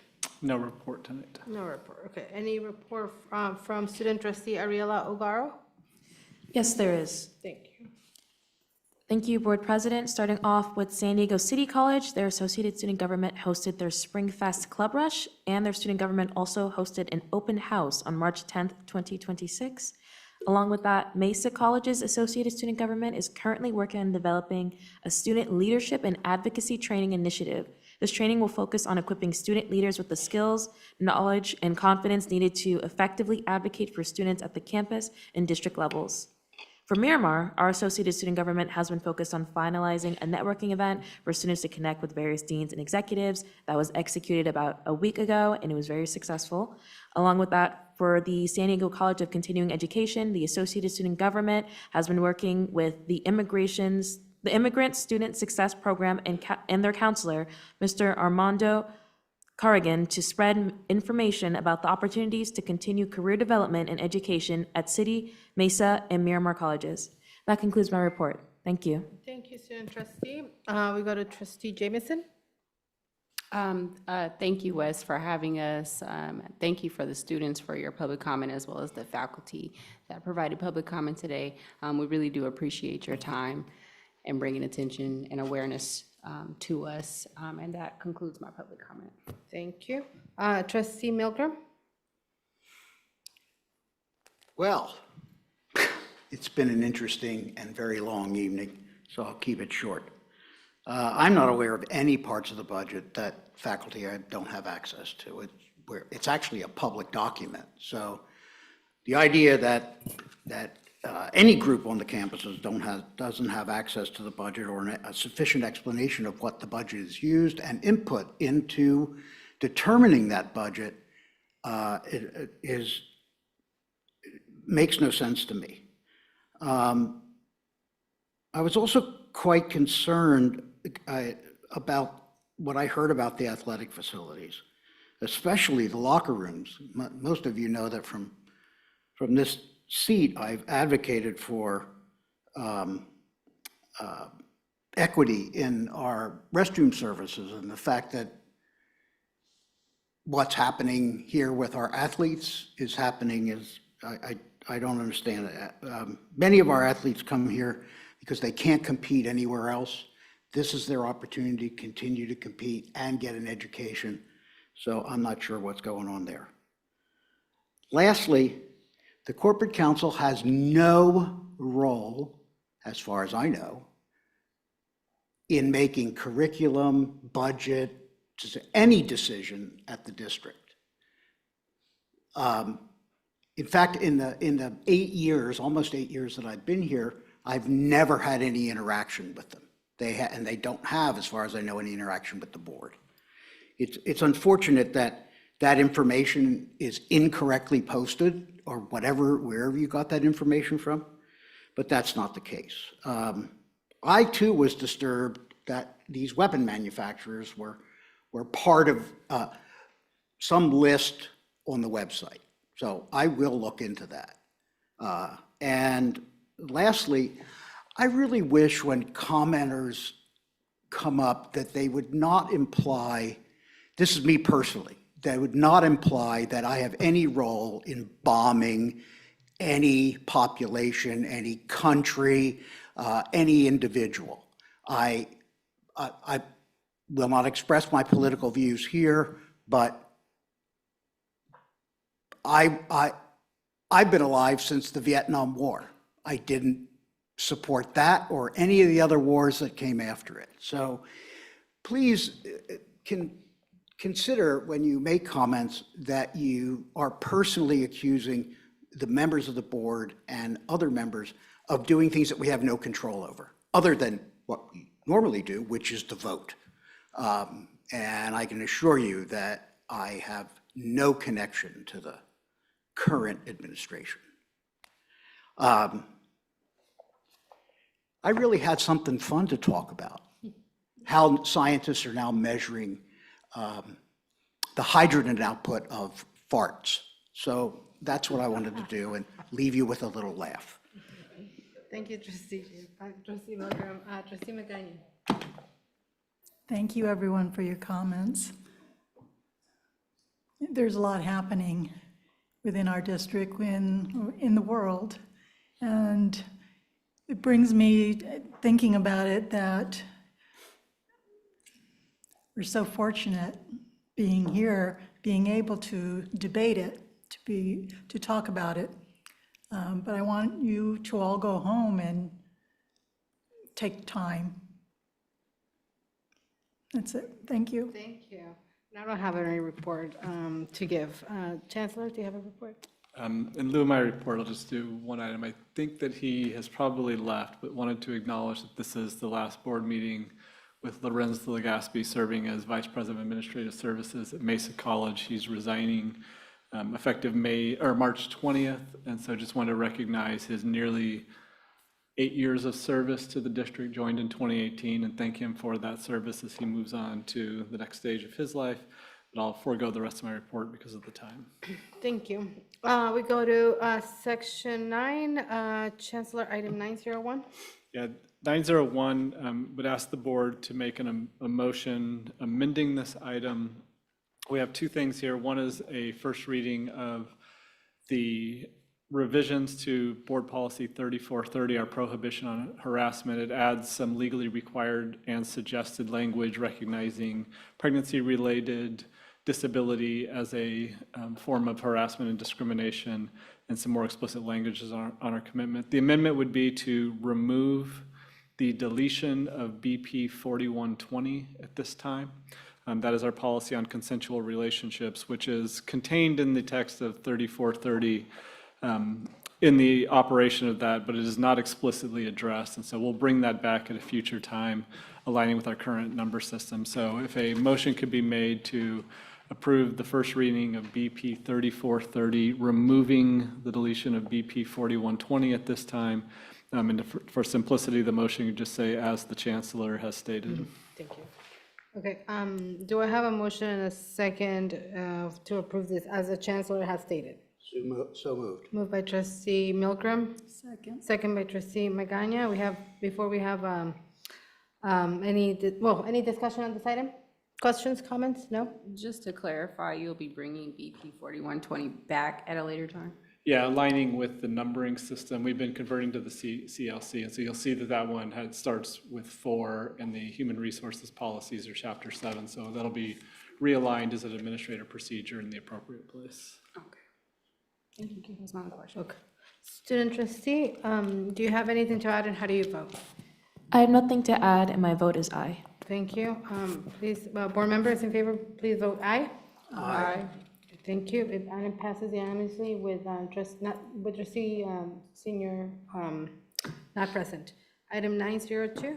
It's a series of revisions to policies affecting student services and instruction. These are all legally required and regulatory required and technical or non-substantive revisions to the policies and procedures. All were reviewed through District Governance Council and the appropriate committees over those policies. So we bring to the board for their first reading and approval. Thank you, Chancellor. Before we have a discussion, may I have a motion and a second on this item? So moved. Moved by trustee Jamison, second by trustee Milgram. Any discussion? Seeing none. Student trustee, do you have anything to add and how do you vote? I have nothing to add, and my vote is aye. Thank you. Will the board members in favor please vote aye? Aye. Aye. Aye, Okay. sorry. It passed unanimously with trustee senior absent. Item 903. Item 903 are 2 policies in our operations, enterprise services, and facilities area versus BP 6910, which is a legally recommended policy as we are creating student housing at City College. We should have a policy in this place around that housing. This will address that. The second is just technical and legal changes to our existing board policy on occupational safety. Recommend the board approve both. Thank you, Chancellor. May I have a motion and a second on this item? So moved. Second. Moved by trustee Magana, second by trustee Milgram. Any discussion? None? Student trustee, do you have anything to add and how do you vote? Not at this time, Board President, and my vote is aye. Thank you. Will the board members in favor please vote aye? Aye. Aye. Passes unanimously with trustee senior absent. Now we go to new business, item 1001. This is a resolution for the board to adopt April as April as Diversity, Equity, and Inclusion Awareness Month. Consistent with the other resolutions we've been bringing throughout the year. We've observed this month in the past as a district, but given we received letters from federal agencies falsely stating that DEI programs are discriminatory, adds that much more importance to adopt this resolution and state our commitment to that work. Thank you, Chancellor. May I have a motion and a second on this item? So moved. Moved by trustee Magana. I seconded. Do I have any discussion on this item? Seeing none, student trustee, do you have anything to add and how do you vote? I have nothing to add at this time, Board President, and my vote is aye. Thank you. Will the board members in favor please vote aye? Aye. Thank you. Aye. The item passes unanimously with trustee senior absent. Item 1002. Similar vein, 1002 is a resolution for the board to recognize April as Arab American Heritage Month. We've done events in this in the past, but consistent with this year's policy of doing this explicitly, recommend the board approve the resolution. Thank you, Chancellor. Before we have a discussion, may I have a motion and a second on this item? Moved by trustee Magana, Second. second by trustee Milgram. Any discussion? Seeing none, student trustee, do you have anything to add and how do you vote? Not at this time, Board President, and my vote is aye. Thank you. With the board members in favor, please vote aye. Aye. Aye, item passes unanimously with trustee senior absent. Item 1101, the first one on our consent calendar. It's the board's practice to pull this item from the consent calendar anytime we have newer revised courses and programs. We do this month, so I'd like to invite Vice Chancellor Topham to give the board a brief overview of the new programs.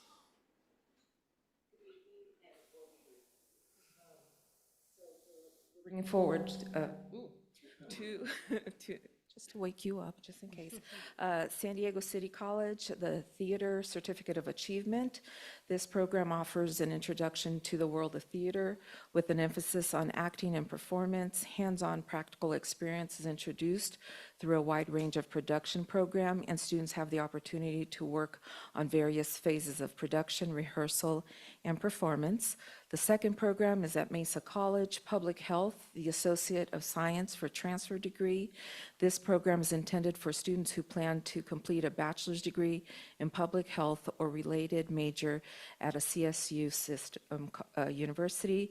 It is possible career options include, and I've got the wrong information. I will pause there. Those are the two programs. So before we have any discussion, may I have a motion and a second on this item? Second. Moved by trustee Magaña, second by trustee Milgram. Any discussion? No. Student trustee, do you have anything to add, and how do you vote?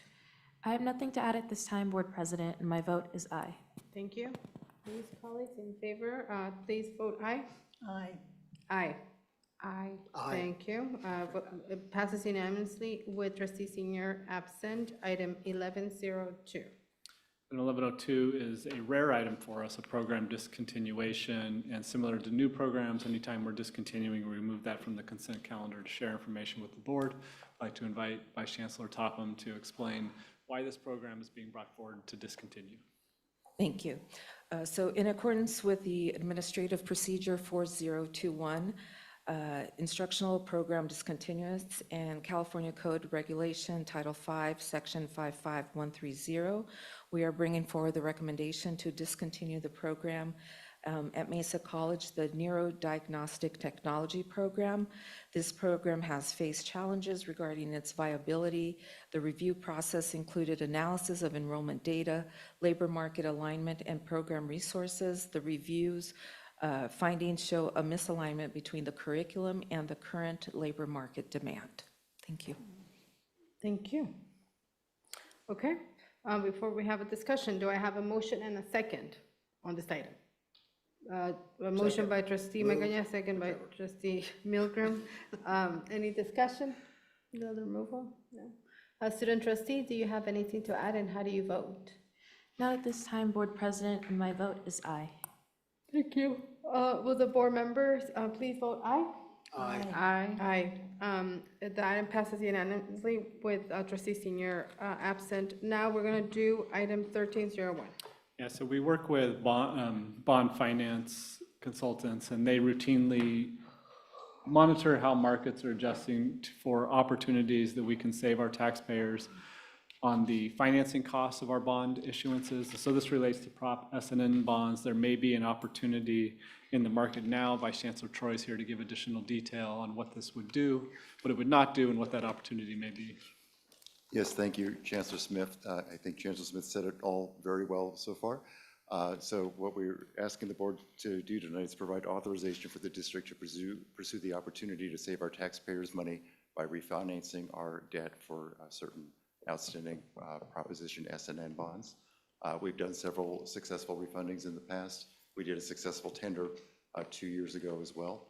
As suggested earlier, this provides us with an opportunity to monitor the market, go out there and see if there's another potential for us to save on the cost of borrowing and save our taxpayers' money. Note that we do not have to go forward if the market conditions are not favorable, so this would not bind us into a bad deal.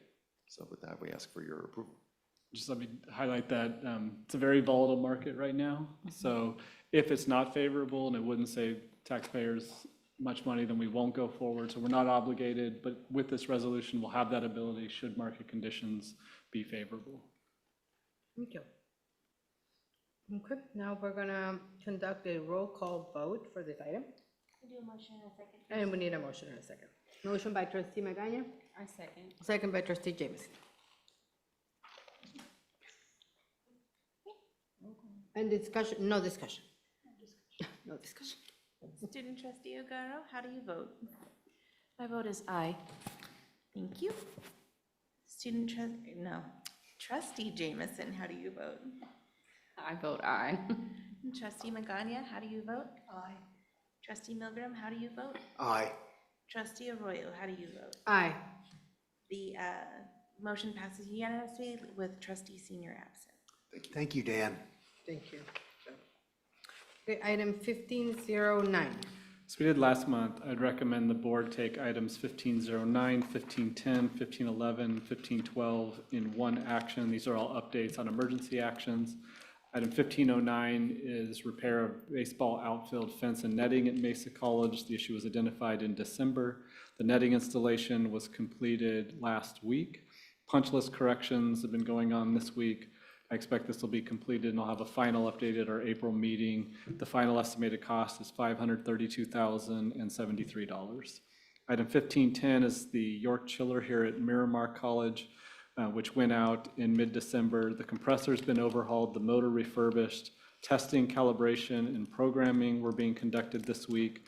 Expect that this item will be completed on March 20th at a total cost of $124,349. 1511 is flooding at the Cesar Chavez campus at the College of Continuing Education. The work was completed as expected on February 27th with a total cost of $38,067. This will be the final update on that item now that it's completed. Item 1512 is a sewer line collapse that occurred at the Educational Cultural Complex at the College of Continuing Education. The pipes have been cleaned and relined. That was completed on March 4th. Final steps are being taken. I expect we'll have one final update in April. The total final cost expected to be $27,563. Thank you, Chancellor. So we have these 4 items. May I have a motion? So moved. Moved by trustee Jameson. Second by trustee Magana. Do I have any discussion? No discussion. No questions? Okay. Student trustee, do you have anything to add and how do you vote on all these 4? I have nothing to add in regards to any of the items here, and my vote is aye for all the listed items. Thank you. Will the board members in favor please vote aye? Aye. The item passes unanimously with trustee senior absent. Seeing no further business on the agenda, if there are no objections, this meeting is now adjourned.